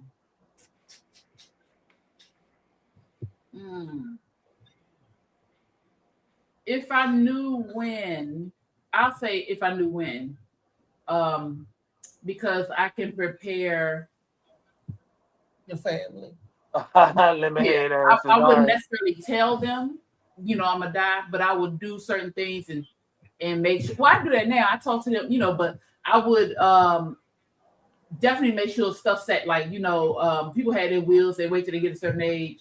I would escalate it. I would escalate it. You know what I'm saying? I think I would rather know when I'm gonna die. I don't want to know how, because then I'm be sitting there thinking, is it about to happen? It's about to happen, Are you about to hit me with the? That's the same thing I said. Same thing I said. I don't want to know how, because I'm be sitting there like, and then it could switch like Final Destination. Right, exactly. Remember, every time if you cheat death, it'll come back around some kind of way. I don't want to know how. But if I knew when, I would definitely make sure that everybody is prepared as much as possible. Emotionally, I would talk to my kids and stuff and talk to them. I'm not gonna be here forever, and of course they don't want to hear it. We all said it, but the way I prepare them now, I would probably escalate that or be a little bit more intense with the preparation. Yeah, I would rather know when. Yeah, I want to know when, because I would have my funeral before. Oh yeah, time. They do. Like Living Color. I mean, not Living Color. But Coming to America. Yeah. Coming to America too. King Joffrey. Yeah. He had. Yeah. If I can expand on that too, I would want to ask, and if y'all don't care, actually anybody that's on the panel right now in the comments can answer too. But I want to ask you, Phoenix, off of your question, when you mentioned your kids and all that type of stuff. One thing first is Molly and Alan gave a perspective of it being like a cheating death if you did know, like if you chose the other option. Not trying to obviously convert your choice, but just to throw out there, they gave a different perspective that I didn't consider, because I chose the. I want to know how. I didn't want to know when and all that type of stuff. But they were saying if you know how, then you can possibly avoid it. Because Alan, me and Molly feel like you can walk around death. Like if you're gonna drown, all right, I ain't getting no fucking pools. I ain't about to get in the ocean. Drown in the shower. Yeah. I bet not drown in my fucking shower. I deserve to go off like. You can be getting your teeth clean. And some of the water from the little hose can go up your nose. It don't take much. But you ain't gonna stand up and drown. If you stand up and drown, you deserve to go how you went. No, but I'm just saying that. No, you can sit there. You can sit there and slip in the shower, get a concussion. Oh yeah, okay. Yeah. And So I mean, if you know, sometimes we think one way. So you're gonna die. Somebody's gonna shoot you. We thinking the gun automatically. It might not be the gun. It could be shoot you with a needle, or shoot you. Yeah. Okay. You just a back shot from a car. I mean, you just never know. So I'd rather not know, because I'd rather be able to live and not worry about when it's coming. Right. That's the thing. Y'all saying you will never know. The thing is, you will know. No, you'll know how you die. You just don't know when it's die. gonna happen. Yeah, so it's like, how you die, you're gonna be looking for it. I don't want to look for it. No, If I'm I saying know you when were avoiding it. You saying looking for it, you would be avoiding but if you I think ain't about looking for it. I ain't trying to find it. No, I know. What I'm saying is, like you say, you're gonna be ducking and dodging. Oh, I'll stay away from this. Nah, I just sit in the house. But you're not living. Yeah, but that's not. I'm that's not dying. You are. You ain't living. You're not dying in a way that you found out you're right? die. Yeah. But you're not living either. If you just stay home and don't do nothing, no, that's not living. You're dying slowly anyway. If the person live, we all dying slowly. I don't know why they just keep forgetting that. Right now, we we are, but at the end of the day, you choose to live. Your body, of course, so if you want to go outside and look at the trees, or you want to go get some fresh air, you can do that. But if you have to stay in the house, you go in prison for 30 years. They survive. They in there. Yeah, people do it, but at the end of the day, but I'm not doing that. I'm not gonna do that. If I want to go outside, if I want to go run around, because I still run around, I still play, I still do all this other shit. If I know the day I'm gonna go, fine. But I'm not gonna sit in my house because I think I'm gonna get hit by a car. What if a car comes through your damn window? That's the thing. I would know how. That's the thing. You keep saying with us, then bringing up 100 with us. I would know exactly how I'm gonna die. Know that you're gonna die through a gunshot wound. You can sit in your house all day and I can still avoid get shot. gunshot wounds. I can avoid it. I can walk around with a bulletproof. It can still happen, but I can find ways to avoid it. Preventative measures. I'd rather not live like that. Yeah, you can but try. But we living like that already. You driving traffic right now. But I'm not sitting there thinking that, I need to duck a bullet. Because you don't know when it's gonna happen. And you don't know how it's gonna happen. But the whole thing is how, if you do know these things, that's the thing. You still want to live as if you don't know and you don't know how. But if I had to choose one, I know how or when. It's like, okay, if I know 3 years from now, I'm gonna die on this day at this time, you can do a lot of things before that time. Mm-hmm. But if I don't know if I'm gonna die 3 years from now, I just know this is how I'm gonna die. It's just like, how can you live freely either way? 3 years from now, you dying. You can be thinking about that every day as well. So you prison. Yeah, I know. But the thing is, Molly, you don't have to think about it if you know when. You know when. No, you going to think about it. That's the thing. I'm gonna think about I got a bucket list. I'm gonna be partying with my friends. If I know when, I'm like, come on, y'all, let's have a party. Because I'm gonna die at 9 o'clock. Let's have a party. So come on at 7 so we can party. Yeah, a lot of people not gonna be able to enjoy that party because they know you about to die. You think your kids then gonna come out there? So you just sit and advertise. That actually goes to my question. I'm getting the biggest. I have a party. I ain't gonna say what it's for, but when I said something to Phoenix about having a question from her question, so what Molly just said actually touches on that question, because I was going to ask Phoenix and anybody who chose, either way, anybody can answer, but especially for those that chose to know when, would you share it? I know that's not a part of what's on here on the screen, but would you share, or would you just go about your life and navigate how you're supposed to? No, because just like Molly said, nobody's going to be able to enjoy it if they know, because people, they are going to be the one counting down. This is what I said. Yeah. I know if I know my date, that date going to be on the calendar, and that's what it's going to be.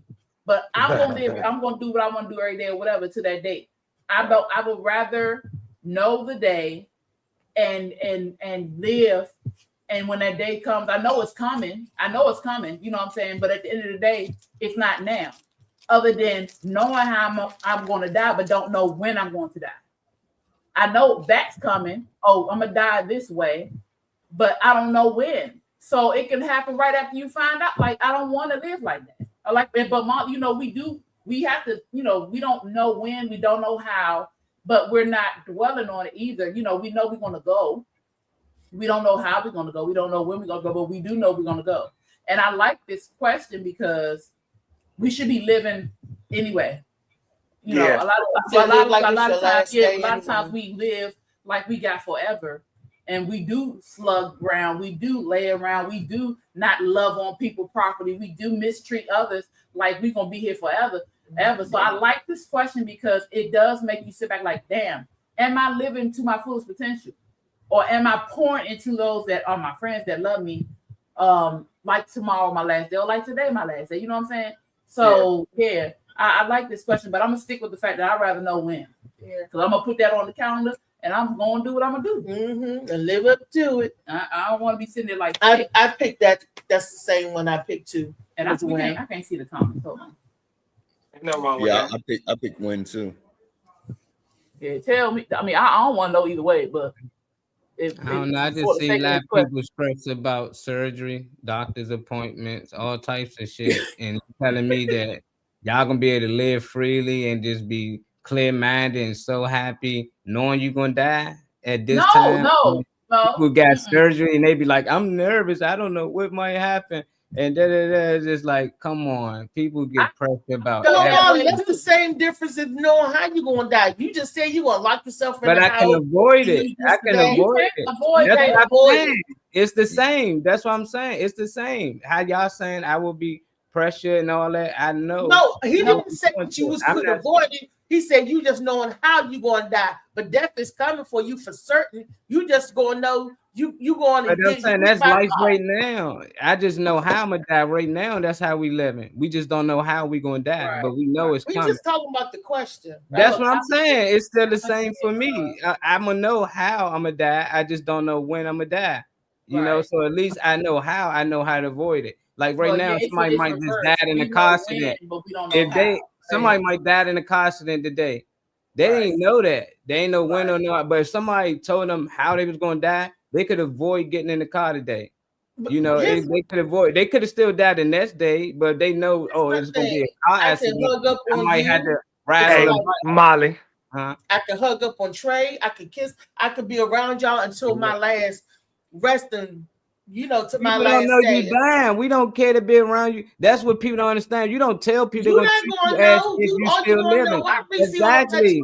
I got a question when y'all done. I'm gonna know. Exactly. So people gonna treat you the same right now. People not coming over there every day, hubby tuffy or partying just because you say, hey, it's Thursday, y'all want to turn. They not doing it. They got work tomorrow. They got kids to deal with. So they're gonna deal with their life. If you don't tell them anything, they gonna still curry their ass. I have a question for y'all. Have a party before that. I got a question for y'all real quick. Oh, Trey said he got a question. I thought she was on the TV, so I thought she could hear me.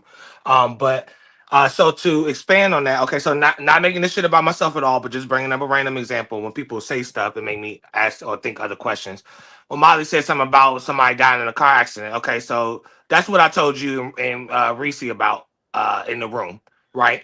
So my question would be, if you knew someone was going to die and you had, obviously you knew they was going to die, something told you that they was going to die, how or whatever, would you alert that? Would you try to tell that person? Would you try to let them live their life? Oh. And that came from the month, what transpired in the month of May. So that's my raw question. Like, would you tell them?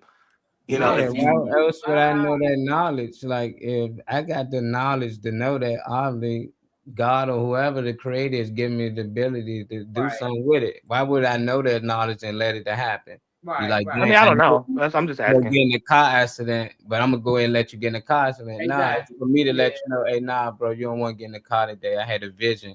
They even got TV shows and stuff about that. That's so Raven, all that little weird stuff. But I'm like, if I know for sure, bringing them, don't get in that car today. And they know I'm the type of psychic ability. They better listen. I will let them know. I wouldn't just let it play out. And that I couldn't live with that after knowing that I could have saved them. Yeah, you're right. Yeah. Just like my cousin, remember I was saying about that. If we knew, or if anybody knew, don't take this ride with this dude. Right. Because if you take this ride, they set him up. If anybody knew, they should have told him that stay it if it's worth saving me. Right. That's your answer for me. For me, a trade. Say it if it's worth saving me. If you could tell me something, and you know something, say it if it's worth saving me. If you feel like this person is worth saving, let me try to stop. That's you. Like Molly said, I agree with Molly. if you giving that gift to know something like that, it's so you can do something with it, so you can't stop it. You know, maybe I wasn't listening to nobody else but Trey. Right. You know, I was asking because of the like with the information I shared with y'all. How like because I would be telling, if, for instance, him, if I brought him up, I would be telling him like how, like, you know, how horrific it is, and I wouldn't want to fuck up if you had a year left, you know, before you pass. I feel like, damn, yeah, I'm getting you hip, and you can like try not to get in the car, try not to walk on the street and shit like that. But I feel like I'm fucking up your shit. Like if you're living happy and you good, you smiling every day, you happy about everything, and I give you something that fucks your shit up, I feel like that would fuck me up just as much as like try to let you live and be happy until your day. So you having them die now, then die later, basically. Because they're gonna die, you know. Even if how they gonna be happy and enjoy life, they dying anyway. You could avoid it. No, but they wouldn't know. I'm talking about up until that point. Oh, you said like they had like time.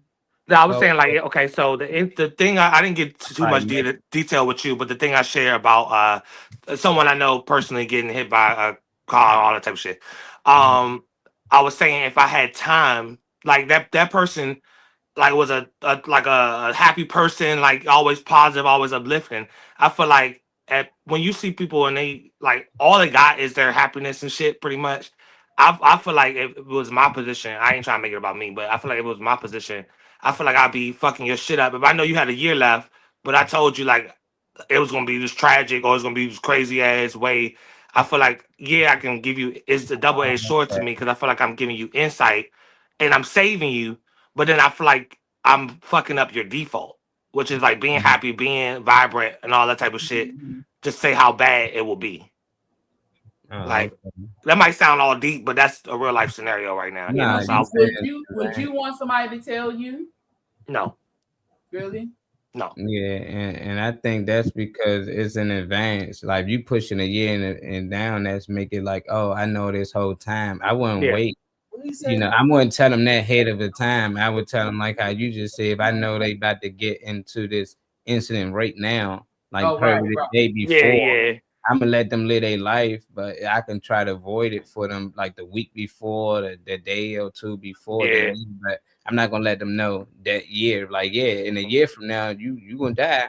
You know, I don't know how. You know, that just to be messed up. You know, I find a way. But then that kind of that weighs on you though. That's what I was saying. That was the double-edged sword. I don't determine their death. Like if it was up to me, if they live or die, then I feel some type of way. But if I just know that they going, he ain't the only one. This part of life, you live and you die. We all got a time. I just happen to know your time, and God decided to say this time is your time. You know. But when you said something about visions, Molly, when you said something about getting a vision, that's why I was like, just because I get the vision on some Raven Simone shit, don't mean I know when either. So. Like so I'm looking at the screen still with his split question. I'm still like, that still fucked me up. Like either way, like telling them, not saying it, fucking they shit up, you know, and don't know the time to tell, like, you know, when it's actually gonna happen and all that type of shit. You know, I thank y'all for answering the question though. That's tough. Oh, Molly, I got the juice of Molly. What? Yeah, damn, Weezy got some good memories. Molly's funny as shit because he said something about that juicer like 2 days ago. He's like, "Damn, I sure need that." We just talked about it 2 days ago. It's almost, oh shit, you got one? He said, "Tell me, nigga, don't have me out here blind." That's like when you know somebody want to shoot me. Tell me, oh well, yeah. I tell you somebody, I can tell you somebody want to shoot you, but I feel fucked up because I don't know when. Like if I got the vision. I don't know when. I just know somebody's gonna shoot your ass, and now I feel like I got you on a different wave. You don't know when, then that's tough because the thing is, you know exactly when, you know exactly how. But now you just putting it like, I know you're gonna die, I just don't know how. Right.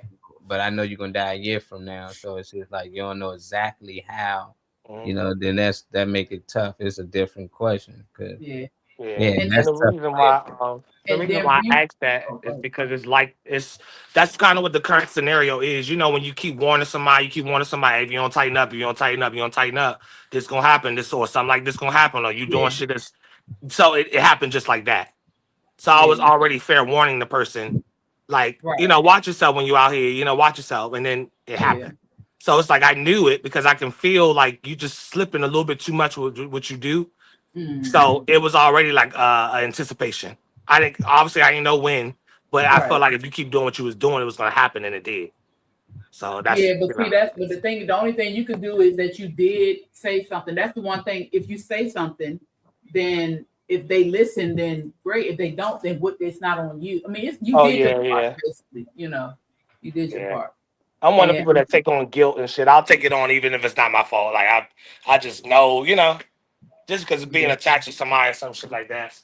But that's a good ass question that Alan came out with the when and how and shit. And to backtrack real quick, if I knew, because I know Reese was talking about she had everybody around, though I may not know how, if I know when, I would stay away. I hang with everybody, but when I get close to the time, I probably wouldn't be around. Like I talk on the phone and do all this other stuff, but I wouldn't be in their face because I wouldn't want to die in their face. I feel you, yeah. I wouldn't want to be around them, and then that's the trauma for them. Yeah, exactly. She was just talking to me, and then she just passed. I wouldn't want that. So if I knew that, I would make sure that at least a week or a few. I'd be talking to people, but I wouldn't be around them. Yeah, that's tough. Good ass question, Al. Yeah. For real. Good ass motherfucking question. Definitely. Ooh, he just be sitting there thinking that big head is useful. Don't do it like that, man. No, it's a wonderful, wonderful brain. Wonderful. And you too, Trey, the round off questions. Those are great questions. Yeah. So imagine you had to play God. You can determine who lived. Right. There's that. Yeah, I'm glad I have my position as human. Yeah, because I wouldn't want to know all that. I don't know what type of capacity you have to know how everything gonna play out. Yeah. Yeah, if I'm him, I'm just letting him free fall, man. Y'all do y'all thing. Man. Right. I'm like, hey, I come to you and drink. You ready to go yet? No? Oh, okay. I'll give you probably another couple more years. And I come back, you ready to go yet? Yeah, all right. I'll give you 2 more days. Settle everything, Yeah. Don't worry, I'm gonna send you back out there. Right. Hell yeah, complete your mission and shit. Because I need you to come to somebody else's family. Right, for real. Right. All right, come on over here. I got something for you to do. Yeah, I used to like to pray with the other team before and after the game, and I used to be confused, like why we both praying to God that we win? Like I'm lost, right. like no, it's just that we get through this game healthy and everybody make it in and out, Yeah. have a good time. Like, yeah, but I'm praying that we win this thing. Right. I'm thinking that they doing the same thing, and I'm starting to think God got favors if we lose, you know what I'm saying? I don't think we should pray with them, I ain't like that though. My coach like, boy, get out. I'm like, I want to pray, but not with the other team, maybe after the game, after we beat up on them, but what? Not before the game. Pray that they forgive you. Yeah, we can still be brothers after, win or lose, but before the game, we got it's opposite side. You pray to your basketball God, we pray to ours. Football, whatever. How crazy. That was good. Wow. Did y'all have any videos? Got a few videos. I was trying to pull up that Michael Jackson one to keep switching to another video. Oh. We see shit with the little boy trying to call him MJ. He saw Michael Jackson movie, and that's all he 1 year old. That's all he's talking about. Michael Jackson can't even hardly say Michael Jackson, but it was so adorable how it impacted. That's all he does. Call Michael Jackson. Call Michael Jackson. Call Michael. It was just an adorable. It was one of those feel good moments, and I wanted to share with you guys. When I saw it, I was like, "Oh, this is cute." Exactly. He called out Michael Jackson, not Drake. Yeah. Right. You Where gotta see they the come Drake from? movie. Drake. Drake got You keep comparison Drake's to Mike. You know what? That reminds me of the argument that they had Michael Jackson and Chris Brown. Oh. You remember that? Down in North Carolina. Who better, Chris Brown or Michael Jackson? Who better? Yeah, they probably talking about dancing, Another you know. Probably just dancing. Mike did more than dance, man. Mike did more than dance. Drake called himself the greatest of all time. Everybody, Kanye called himself the greatest. Jay-Z called himself the greatest. Who ain't gonna say they the greatest? I say I'm the best that ever did it. So it depends on who you asking. Who, you know, and who's asking what you see. You think he ain't gonna say he the GOAT? LL Cool J said he's the GOAT. I mean, come on, we all, you know. That'd be a battle rap of all the GOATs. The one that proclaim they're the GOATs. And it's gonna be one that everybody like. Nobody put Michael Jackson in timeout. Hell no. Yeah, no, they're not. Who put Drake in timeout? Kendrick. Oh, Kendrick. Oh, true. Yeah, oh, that's right.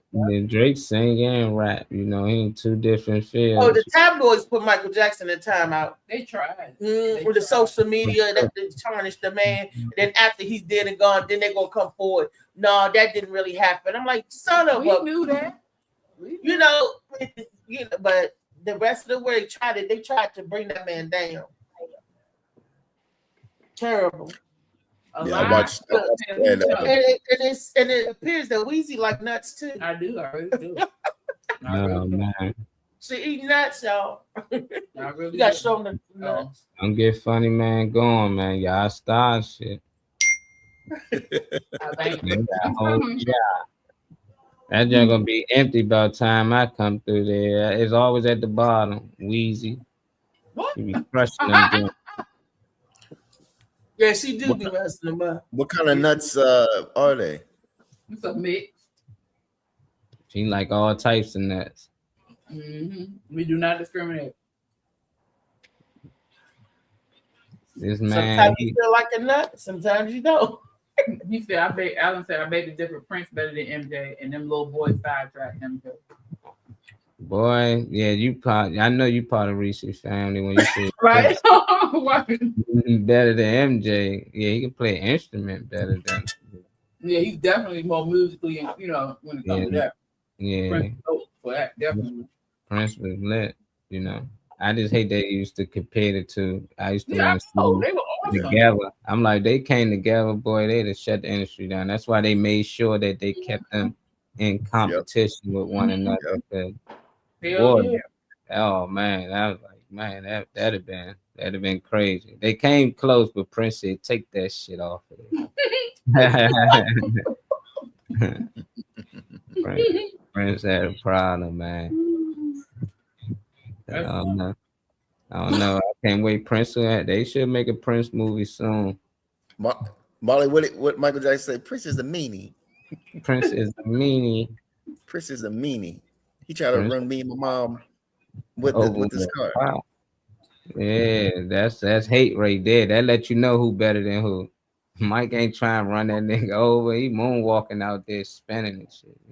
He already trying to hit my man with his car. Get your hating ass out of here, Prince.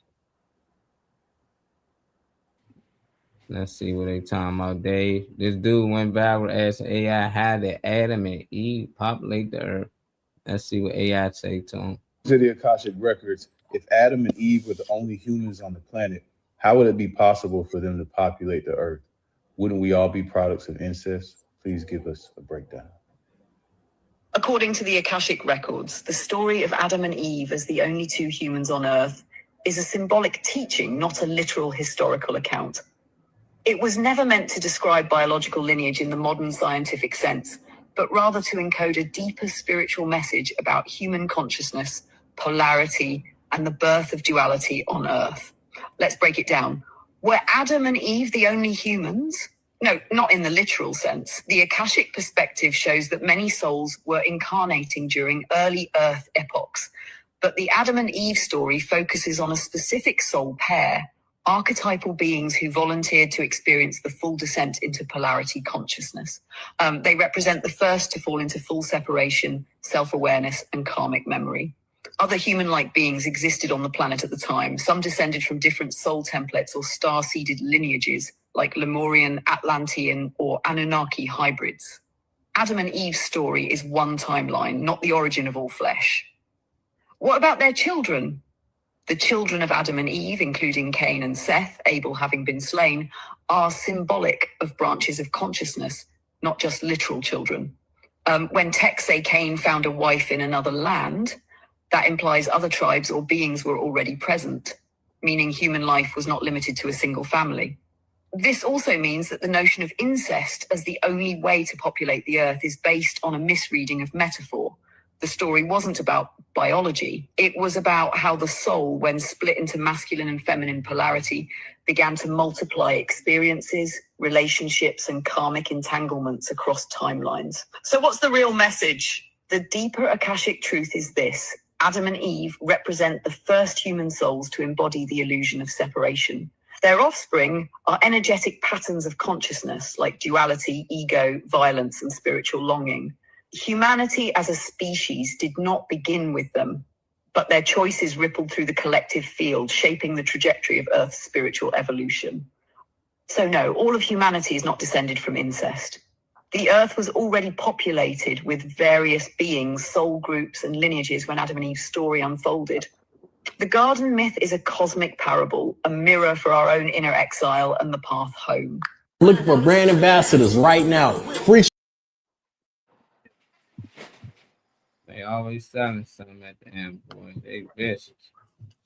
Yeah, damn. Hey, I was going on. I didn't know you gonna go that long. Talking about the Adam and Eve story and how it's just a metaphor for real. Talking about how we just split. You know, we one at one point, male and female, and we split to have experience and multiply. I don't know how truth it is, but it's crazy that AI even talking like this. I need to get these AIs because I don't be getting that type of information back. Humans don't talk. You know, you might type that in there.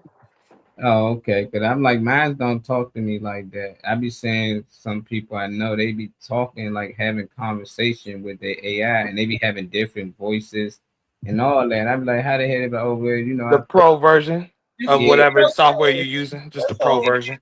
But the joint be talking to him like, "What's up, Slim?" You know, I'm like, "What the fuck did that thing?"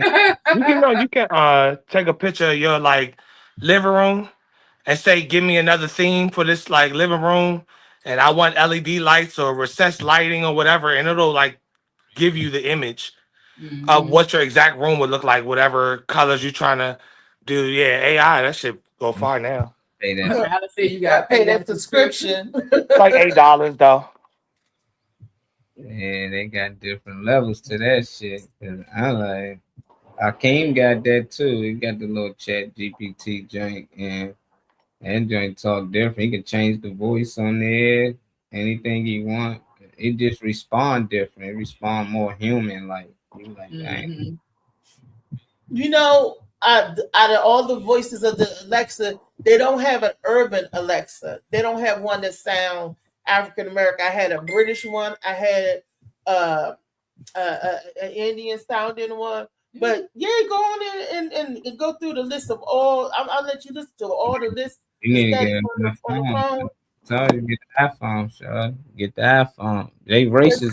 It's not a phone. It's my Alexa. Yeah, I know, but you need to upgrade. He's saying. Yo, Alexa racist. That's what it is. You might got the racist one. They got different versions. Not the racist model. Yeah. Do yours say KKK on the side? What'd you say, Molly?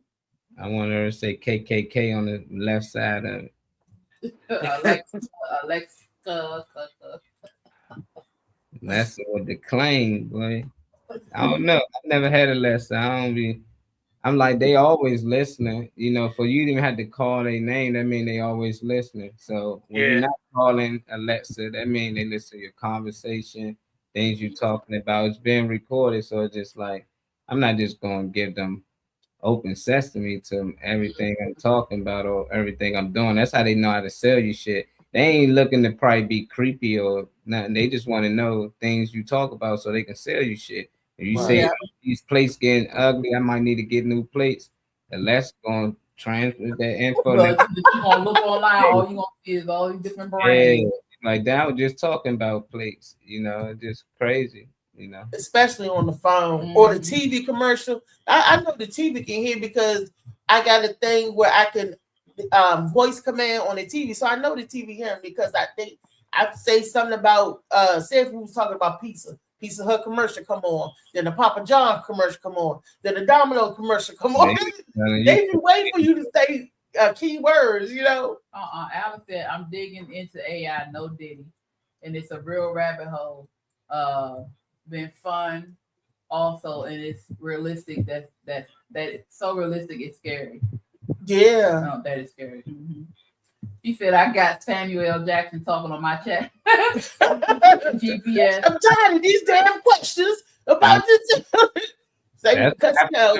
Read a book. Y'all remember that thing? Read a book, motherfucker. Y'all remember that? Read a book. It was you do Molly. Yeah, they got a lot of things from him. But yeah, Samuel. I mean, not Samuel Jackson, but it was a rap song that said, "Read a book, read a motherfucker." What's up? I remember that. I was like, that's not going to cure adult illiteracy. Let's all the people. It might. They went straight to it. Read a book. You know, ain't no different than other music. Shake that ass, shake that ass. Like, straight to it. They ain't gonna just shake it. Like we ain't gonna say nothing else in the song. I'm gonna read this motherfucking book like this man said. Read the motherfucking book. He said, Alan said that was Aries Spears. Fuck a book, nigga. Look at my dad. Aries Spears funny as shit. He's getting his own way, man. I like him. I like all comedians. I haven't came across a comedian that I can say I don't like. That's scary. That's because it's funny. I find the humor, and then some of them got some good jokes, and some of them got some all right jokes. You know, some of them I wouldn't pay money to see, but the other ones I would pay, but I ain't gonna pay that much because some of them tickets is a little bit hot, just a little bit. It's a little bit hot, but some of them got the 93. Yeah, look, if y'all watch DeWitt, I think that's his name. He just be cracking me up. He played the guy that played like radio. Yeah, Cuba Gooding Jr. And he be holding that football. Cuba Gooding Jr. You talking about? Yeah. Quisca. He musky Quisca. I mean, it just tickles me when he do his little character. And he's loved getting weed. He told his grandma, I got to smoke the weed, grandma. I got the 93. And it's just, he was like, I'm not, he always calling Crime Stoppers. It's just the funny, when he do his little Cuba Gooding Jr. and radio and stuff, it's funny. So if y'all haven't seen it, y'all look for him. He's funny to me. Now, all of his skits funny, and some of him, but the ones that's funny be cracking me up. And the grandmother calling everybody. Remember calling my cousin Ho Heifer? And the grandmother say that a lot on there. Ho Heifer. I used to walk around saying Heifer Ho. We used to go Ho Heifer. And then when I told him, I said, see, Ho Heifer. And my aunt said, she remember we used to call people Ho Heifers. You're a hoe and a heifer. Lord mercy. Not mine. But, what was you about to say, Trey? My mind? No. Her mind's telling her, oh. I just remember the stuff that I remember. It just tickled me inside because I know the joke. I know the punchline. You just gotta be you just can't be the only one that know the punchline. I'm That's the trying only to thing. share. Cause I be waiting to laugh sometimes, like, but I don't know what the fuck you talking about. So I'm trying to share it, but y'all looking at me like we probably have to see it. yeah, cause Talk Till Thursday, we know what Talk Till Thursday is. So you know, it ain't no thing. I reminisce. Hell yeah.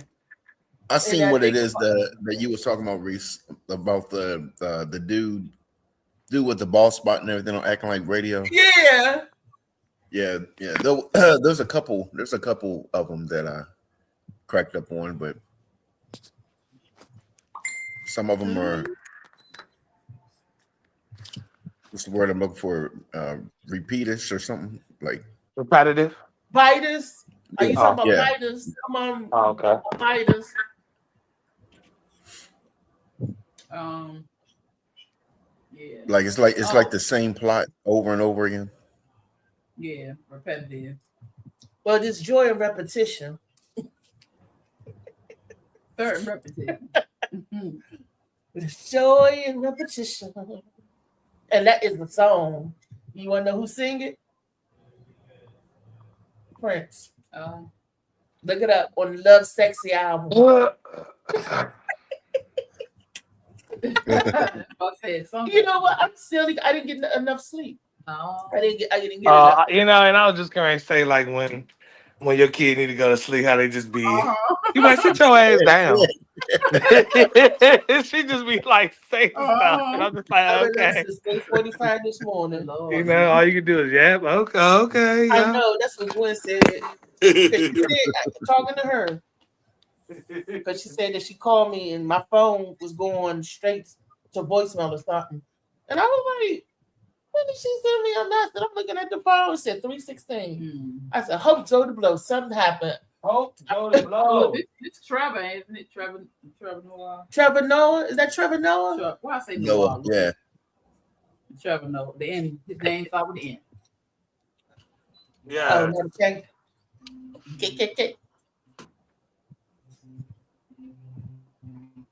Forest with a man or a bear? You can throw food at a bear. You gotta throw pussy at a man. You didn't answer the question. A bear. A bear. Yeah. Because I know what. Because the thing is, it's like a bear is not inherently dangerous unless it's hungry. Okay, so let me ask you a question here. I'm glad you're here, Dulce. You're the only person I'll probably ask this to, because you'll be honest. Could it be that men struggle with hearing that answer because as men, we don't see ourselves as a monolith? No, men struggle with seeing that answer because men don't want to think they're the bad guy. So here's the thing. Women are told to take self-defense classes. Yes. Don't dress provocatively. Yes. Don't be a whore. Okay. Carry a knife, carry pepper spray, carry all of these things. So you're telling me to do all of these things to make sure that I'm not assaulted or attacked. Right. But then if I get assaulted or attacked, you don't believe me. But you told me to do all of these things. And so if I'm being attacked, somebody's doing it. But we're never talking about we're not telling the attackers not to attack. We're telling the victim don't get attacked. So every man that heard that was just like, well, I would never. But every woman you know has either been sexually harassed or sexually assaulted. So we're not doing it to each other. So how is it that no man has done it, but it has happened to every woman? So when men hear that, it's, well, I wouldn't do that. Because I was talking to Kabuka about this one time. Right. And Kabuka was like, he's like, it's crazy. He said, you don't think that your friend, he said, your friend is talking to all the women, come to find out, he's raping everybody nobody knew. That was a good impression of Kabuka. Thank you. He's like, he's doing the thing. So you see what I'm saying? Yeah, the thing. He's doing the thing. Doing the thing. And you don't know he's doing the thing. He's at the bar. He's talking to the ladies. You don't know. He's raping everybody. Like, you see what I'm saying? Right. So it's like no man wants to think their friend is like that. No man there's men that have assaulted people. It's like, well, I didn't do anything wrong.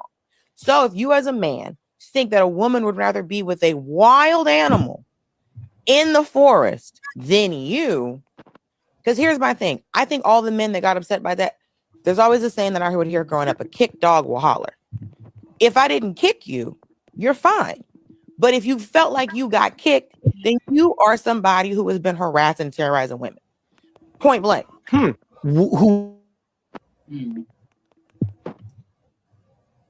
Shit going I hate today. these kind of Trying to get videos some and stuff. shit going today. I hate these kind of videos because, excuse me, news flash, but women attack other people too. Women attack men, women, children, bears, and dogs. There's a bunch of crazy bitches out there too. So just to say that a man, women attack too, humans. How about that? How about humans attack humans?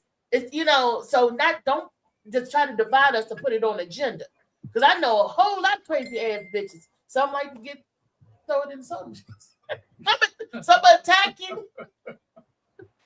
Some you know, some say like fuck a bed, toss me across, you know. So you know, some there's a lot of some, I just don't like it when we try to put male and female against each other when it's just human beings. How about nasty human nature? Because we all know nasty females and nasty men who attack you or try to hurt you or whatever. And then on the same spectrum, we all know good women and good men who would never think of doing that stuff. So why don't they just do it like that? Why they always try to make it male against female to keep us divided? Miss me with that, man. I don't think it's human nature. I think it's a control type of thing. I mean, yeah, you know, some people have where they want to overpower or they want to feel strong. And so I would never choose a bear. And I have been one of the women who have been assaulted. So yeah, I would never choose a bear. First and foremost, if I want to be ate, damn sure ain't gonna be by no damn bear. See, it ain't Friday yet. It ain't Friday. No more nuts for you. Let me make sure this lid on here tight. But not for real, yeah. Because at the end of the day, who gonna fight yourself? But you be looking for some help, right? No. So, there's some men that can't fight. They look for a woman to fight. But hey, we're gonna be fighting together. We're gonna be fighting together. Somebody we're gonna find a way. We might get scratched a few times, but in the day, I don't want to be out there fighting no bitch by myself. I'm looking for his ass to help. He gonna be running. Somebody gotta tell the story. We're gonna run together. Fuck that. I mean, excuse me, forget that. But, you know, at the end of the day, nah, I'm not choosing no wild ass man. I want to live in the woods, but I ain't trying to live in the woods. I don't want to live in no damn woods. I want to live in the woods. I would love to live in the woods with the thing that's gonna eat me and not the bear. See, and you might get a Jeffrey Dahmer. Be careful what you wish for. You might get a Jeffrey Dahmer. They'll be trying to eat your ass for real. Be like, ooh, bacon. I don't know.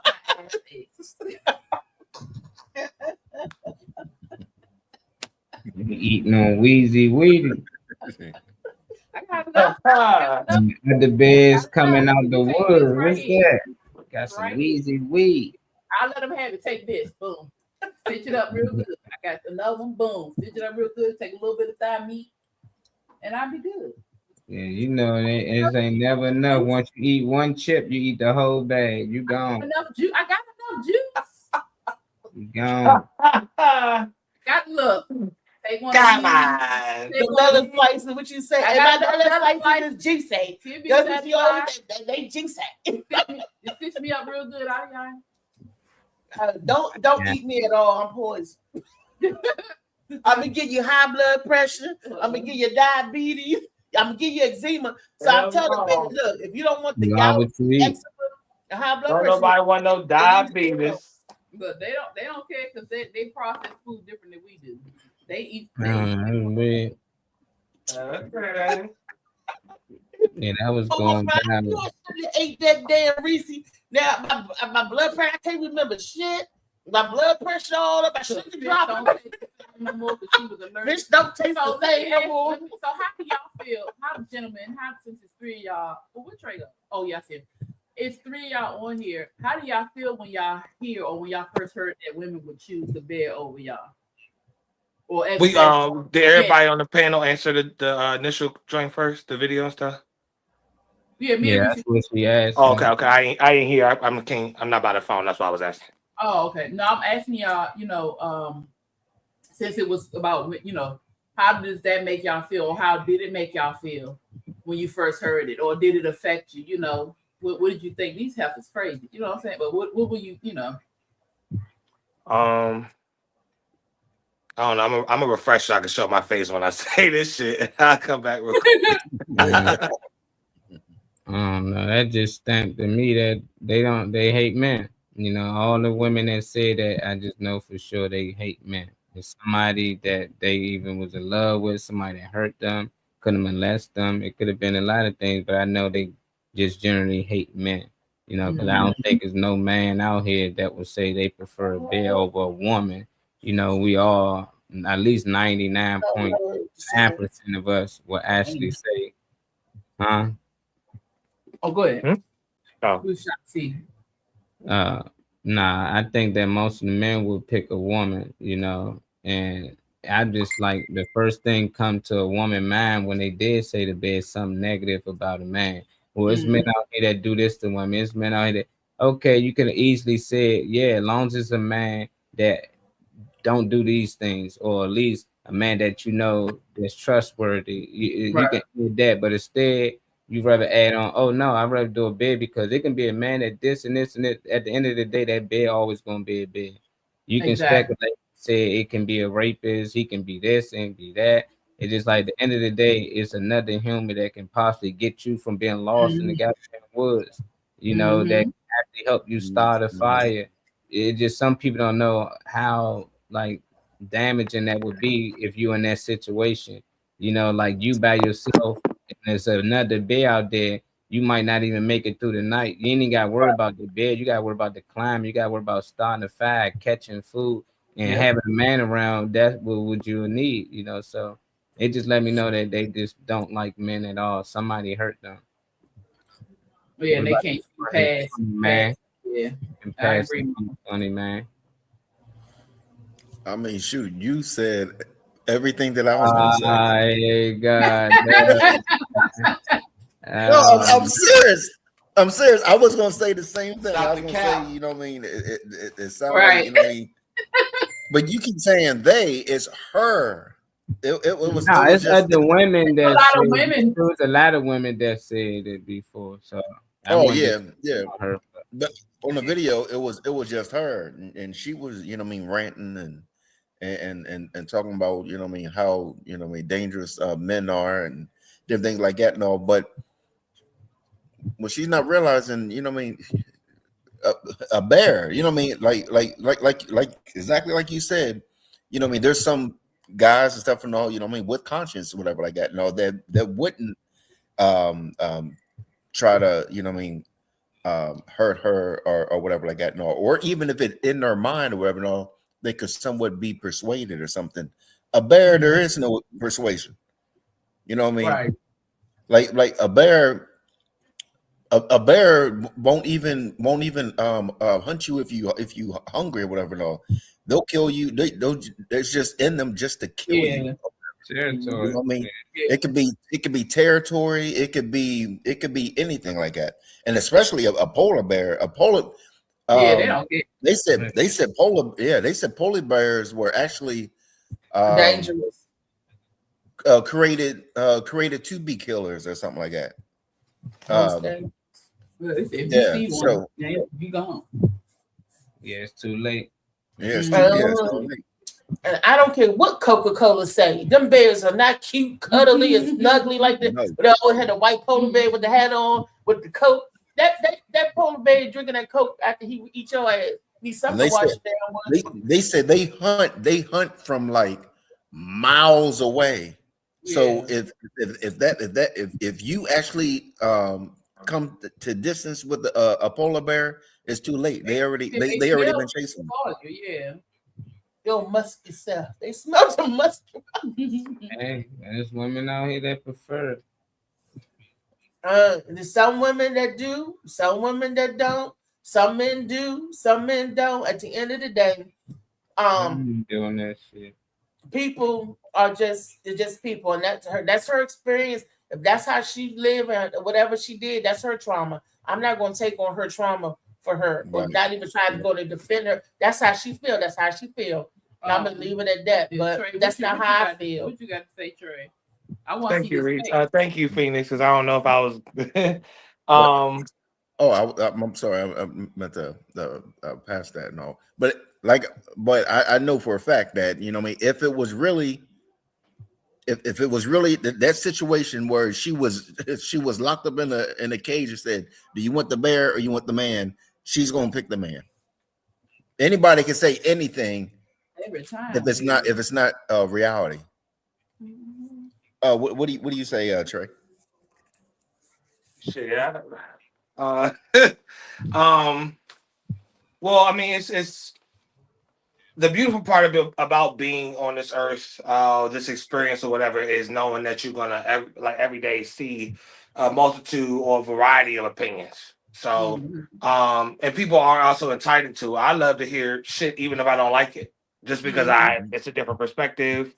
I don't have to appreciate or like what the fuck you're saying, but just hearing somebody real enough to say what they're thinking, still gonna get some type of small brownie points in my mind. But bitch, I'm not subhuman. Like, it's just weird how people act like danger doesn't come from anywhere. So even when people are in their right to be paranoid or be or dealing with the aftermath of something that transpired with them. But bitch, what's up, Taz? Bitch, I'm not subhuman though. Like David was saying, if you had a situation, you need a nigga to come up there and knock somebody out because they in your face, you gonna call a human being. Like, how much does the world already? How much is the world already in favor of women? There's definitely ways that it needs to improve when it comes to protecting women, but the society is already in the default of women anyway. There's a lot of things guys we walk around not looking for or expecting because it's not the code of how we were raised as a society. Meaning, like, women, we ain't looking for nobody to open no door for us or try to help us carry no shit nor do you need to. But it's just weird how as soon as a woman needs some help, she knows the nigga to call, but when she's up or feeling bitter about something, it's like she doesn't know. Now all of a sudden he's subhuman and shit. You gonna call the bear and shit, So you telling me I'm unhinged, non-human, but you telling me I'm that fucking unhinged. So if that woman try to fuck your husband, isn't that dangerous too? So why we acting like women don't have issues? Like, she ain't gonna try to cut your throat because for some reason. It's just, I'm open to people's opinions, but it's just weird that I think people on here said, or someone said, I don't know, Phoenix, someone said it, that I'm not that kind of guy. I don't know, I don't associate or know any men that will allow you to get harassed and allow you to just get. But I know a lot of y'all bitches is crazy as shit, and a lot of y'all bitches be swinging and hitting on y'all nigga. We don't know it, so y'all fight every other time. Y'all do this twice a week, and we don't know. And I step into the stranger and get shot because you want to do something and just bring the public into your shit. It can go either way, But it's just sad for women to keep adding this subhuman shit. We already ATMs. We already Capital One out here. So like, damn, like, what the fuck is left for us? Like, we already expect to grind and give our lives to whatever gives us our income to take care of the house and leave generational wealth, make sure everybody good and all that shit. Bam. I can't get a sandwich or be human. Like, goddamn. Can't get a hug. I can't get a hug, a sandwich, some words of encouragement. I'm subhuman now. You want the bed, bitch? Bye. Can't cry. Can't go ahead, bitch. So women, but like I said, there's a flip side to everything that you look up or see in this world. So I know clearly on my timeline, I see plenty of positive women that will uplift men and all that. So fuck people like that. I say put the opposite in front of you. And you know what? We all know she lied through her teeth. Let her be out there with a face with a real bed or a man. Who you think she would? Come on, nigga. You lying through your teeth. So you just gonna look danger in the face, but like, look, Mr. Bear. I'm gonna tell you, it's okay to be hurt. It's just the desperation. We got a video coming up too, y'all. But it's okay to be hurt. It's just the desperation of you needing to jab somebody that bad that you're gonna call them subhuman and all this little silly shit. I'm gonna choose the bear, bitch. If you can't get the car started, you calling me outside. So don't act like we in the wilderness and you just don't act like G.I. Jane and shit, because it's not that. I'm gonna tell you right here, right now, as much stuff I have done in my almost 42 years of life, I've learned to act like my wrists are broken. And you should, though. Y'all should. Y'all deserve that. But I didn't used to. I I had to learn that because I wasn't it. I never really been in a position where I could do that. So I had to get jacked up a couple times by Reese. She was like, "Girl," the other day, but yesterday. But she was, but I had to look yesterday, as a matter of fact. But right. I had to learn to act like my wrists are broken, and to realize that you may be strong, but men got a natural strip. I run behind you real quick. Get him, baby. Let me show you how I hit something real quick. Right. I'll get him, baby. I got your back. I'm gonna be the other way. You hit the big one. You get the big one. You get the big one. I get. And that's all y'all gotta do to get him. I know we got a video coming up that Molly got queued up, but that's all y'all gotta do to encourage a nigga. You know how much my aunt can get me to do, or one of my female friends can get me to do by just saying, "Oh, you so strong," or "Thank you so much," or whatever the fuck. I'm in there doing more than you asked just because you was like, gave me a boost. I said, Trey, you ain't gonna be able to lift that. Trey was like, y'all couldn't lift it. Right. He would picked it up, and there was remember that stand, Trey.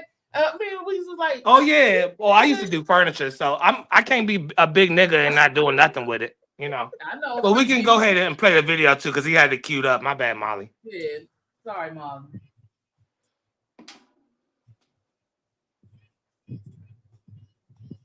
Oh, you know he got refresh. I'm trying to pause to take that thing be acting up. Dangerous bear? Do you guys know? Polar. Yeah, I was gonna say white, but sure, polar. Where did polar bear come from? You know, you have no problem calling them black and brown bears. You know, but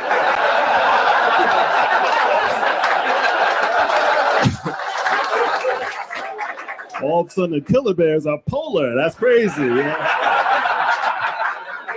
I call them privileged bears. That's what I call them.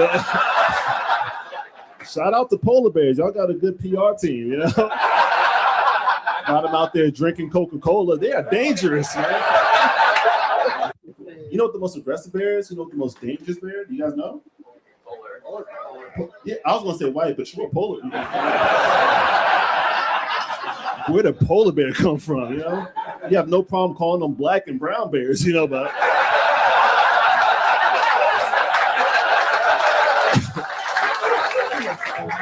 all of a sudden the killer bears are polar. That's crazy. You know? I call them privileged bears. That's what I call them. You know? Shout out to polar bears. Y'all got a good PR team, you know? Got them out there drinking Coca-Cola. They are dangerous, man. A bunch of people, you bipolar because you crazy. Crazy because the polar bear vicious. Is that why a lot of people get that label as you bipolar? Because you was dangerous as a bear. They say I done something, Reese. It might be something there. Tazzy sent that video in. Thanks, Taz. That's what's up. Thank you, Taz. I'm saying that, Jay. Shit funny. Thank you for tapping in. I know your ass at work. Getting it in.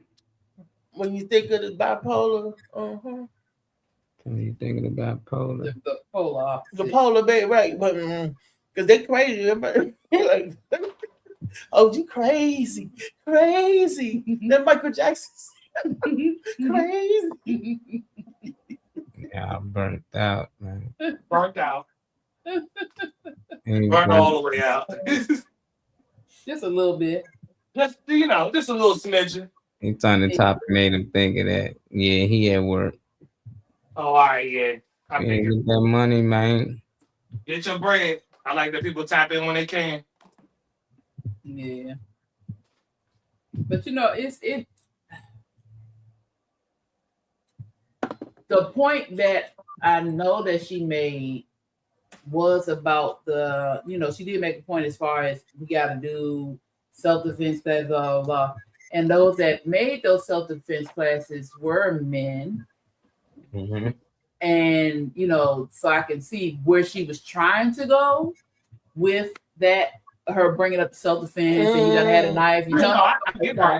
I couldn't because men take self-defense class too. The same against other men to protect themselves against other men. That's why I can see. But I can see why she would use that as a backing to her wanting the bed. That's why I said I can see why. I can't see why she feel like that. Yeah. Yeah, I know exactly. It's out here in society how men be like, oh, oh, bitch, I ain't about to help you get the groceries out or some shit like that. I see that a lot. So I know what she's talking about. Yeah. But it's just, bitch, change up your delivery. You old enough to know how to change your delivery. Right. Yeah. I that's what I say. I can see why she would use that. Yeah. But for you to still choose a wild animal. Still to choose that, knowing you have the options to be able to say how you feel. How did they exclude that women do the same thing that she's accusing the men of doing? I know women that attack other women. Women are predators. I know women that attack men. Predators. Oh my goodness. There's a lot, but see, because women can't. They ain't that threatening. They can't penetrate, so they're quote unquote not a threat. They is carrying book bags. No, but what I'm saying, but you gotta actually put it on. You gotta actually hold. You still can fight with a woman. A woman can fight with another woman, but a man, she probably ain't no match at all. And you can smash that motherfucker off. You ain't talking about the book some bag. can, but majority, if I get the strongest man in the world against the strongest woman, it's no chance. Yeah, right. Yeah, that's what I'm saying. You can find a strong ass woman versus a weak ass man. But yeah, he's strong. But if you get another guy, he can throw her around. Right. But a bear will eat you both up. Exactly. A bear gonna eat you both, baby. A bear gonna swap you and swap him the same damn way. Swap claws. Somebody better have some run you and you the same damn way. Before I ask them women, before I ask them women them questions with a bear, I ask them first. Can you name at least 3 men in your life that you think that would die for you, that love you to death? Then they would name them 3 men. Then I would ask you, would you rather be stuck in a forest or wherever else with them or a bear? Or a bear. They say. They're gonna say bear. They just think of the first man that they hate, and they just generalize that with everybody. It's somebody in your life that you love. It can be your son, it can be your father, whoever it might be. But the first thing she come to mind is hatred. Oh, I only need, but you only need one man. Yeah, it's one person. It's not one man out here you can think of that you rather be out there stuck with than a damn bear. But it's just like, nah, that's. And I like that, Molly. They should incorporate that, because a lot of people be talking and not thinking. And for you to say, so you don't name 3 men that you know will die for you, that you love, or whatever that's in your life, blah blah blah. And they probably would name more than 3. Heck yeah. But you would choose a bear over them. I like that. They need to incorporate that, because they just be talking. But she just talking shit and lying and all that shit. She know good damn well if it was really want to do that to her, they go just talking shit and lying and all that shit. Her weave. They know good damn well. Shut that shit up. They know. Shut that shit up. Right.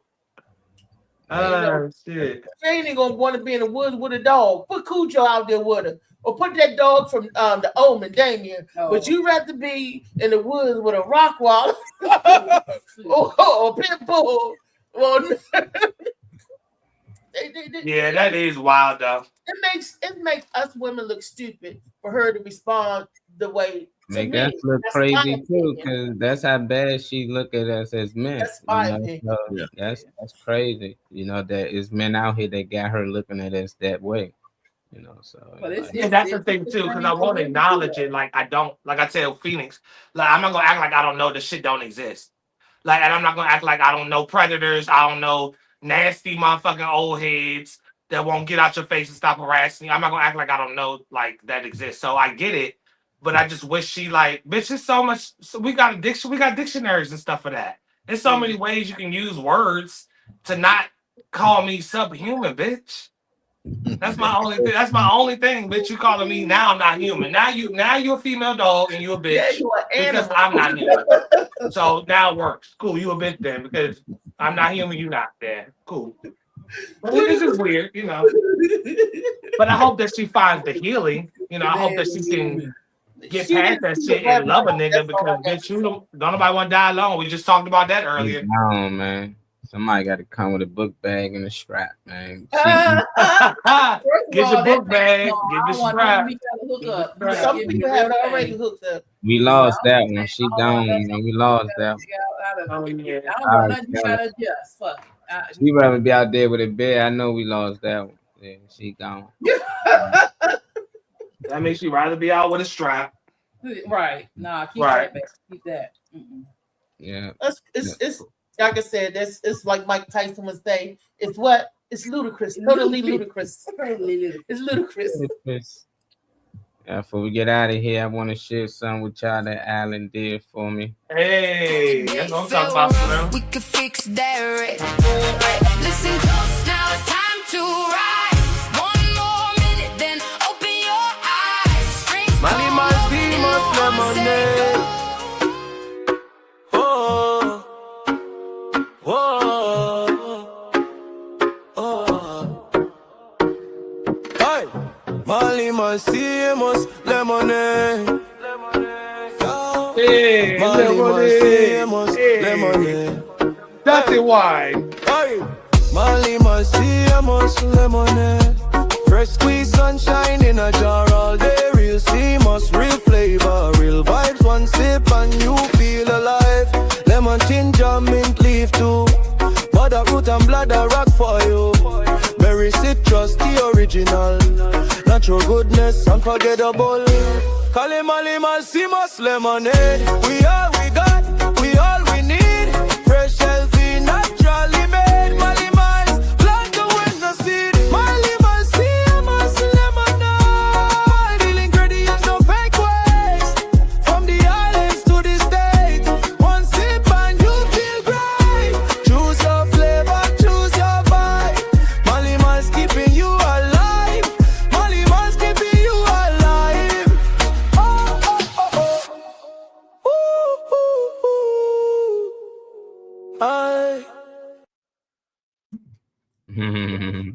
Don't play with her. Don't play with her. Alan, that was a great job, Alan. Yes. Okay. I like that. Go ahead, Molly. He put the A in AI. That's Alan's intelligence. Hey, Phoenix. Not artificial, but Alan. Can y'all hear me? I don't know. Yeah. Oh, I was gonna say you already know we be on that Jerusalem Mars shit and all that on the dance floor. So, oh yeah, like, give me some type of vibe with that shit. I'm fucking with that. Yeah, man. Yeah, man. Yeah, man. I'm an island boy. and we don't have to worry about YouTube muting us because they did mute us yesterday. And it's cleared, Slim. Fuck you talking about? No, it's a original soundtrack, but they have muted us. That's the sound of the police. Oh no, I don't care about that. I'm talking about our shit. Video. I don't care about that. We know that's not ours. I'm talking about his brand. Like that's lit. Like that's a nice elevation. Like that's celebratory right there. Mm-hmm. Yeah. That's right. And you can't mute us, UT. Nah, not with the copyright in my email. Yes, anybody sue me for nothing, take nothing. But yeah, I love that. Love that vibe. Appreciate it, Al. Appreciate everybody tapping in with us today, man. We'll be back tomorrow for Freaky Friday. Make sure y'all in here early. We got special David Green edition. Hey, Al said he got a question. Freaky ass nigga. Why that bitch ain't cleaned up them tissues? Question go, would you rather be eaten by a bear or a man? We got the guy. Oh no, you always trying to make it. Nah, we ain't about to go back. And Al gonna come up with the question. We don't know what he might come up with, but he said it's gonna be a funny man green. A funny man green, freaky man in the corner. Mm-hmm. As I know she could have threw them nasty ass tissues away before she went to go to the kitchen to get some grapes. All them nasty Vaseline and shit.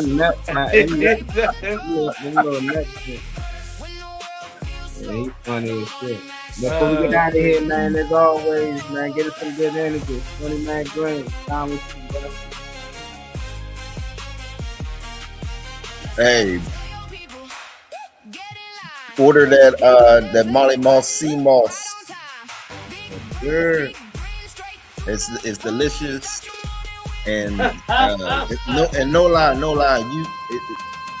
after the second one, you actually feel it working in your body and don't. So. Get that moss. Read. Just some good energy before we go, please. The good energy is people get your rest, because when you don't get your rest, you be burning the candles at both ends, and And you can become super silly like I do.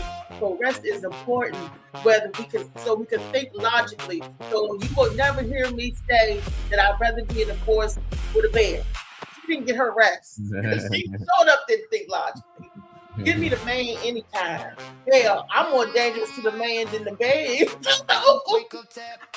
Which I know how I do. Great morning. Yeah, so this is I wanted to make sure that I was on here while I was cleaning up and doing what I'm doing, but today, on the 4th, marks my transition. I'm moving out of here. I'm got a new start, a new job in my hometown that I'm going to be staying in and everything. I got people around me that, got me fully covered with everything. This is, marks a new milestone in the calendar.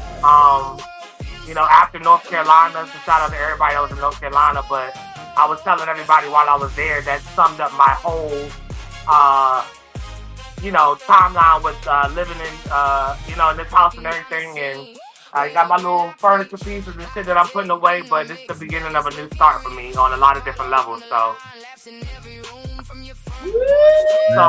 positive message, I guess, is to do that shit. Like, you can get the fuck out of whatever you're doing. Like, you can, every divine time and things happen when they're supposed to happen. Take your blessings or whatever comes to you as it comes. And yeah, keep elevating.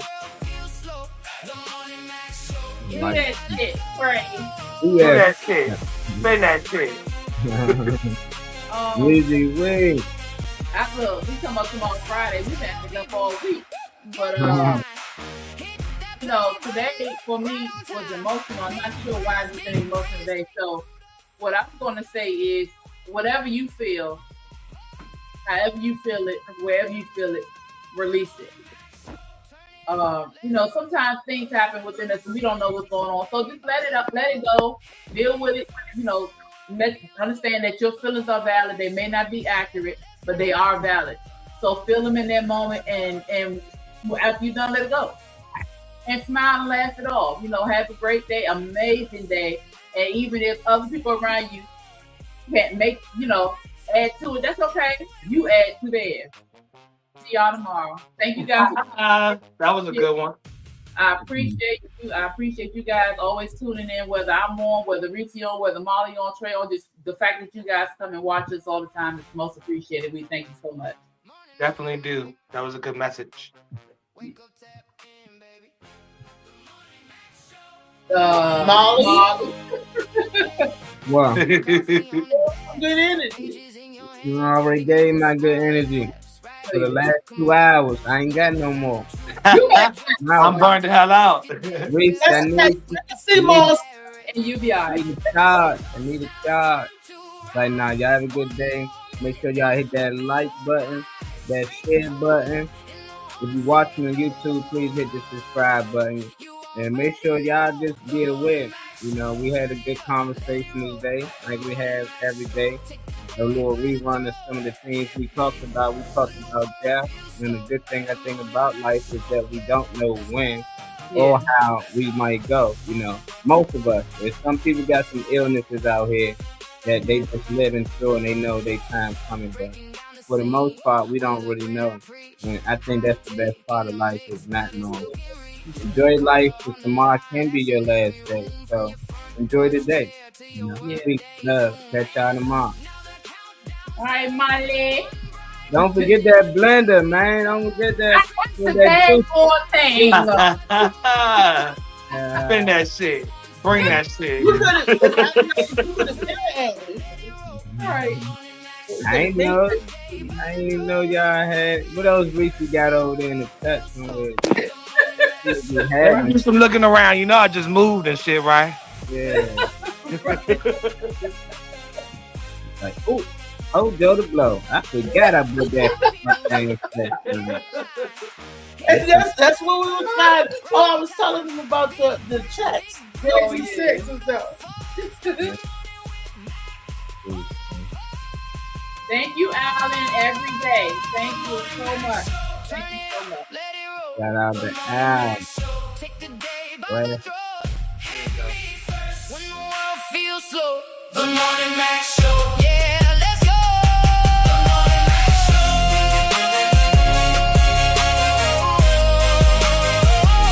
The Morning Mac Show. Say it loud, say it bold. The Morning Mac Show. That's the way we roll.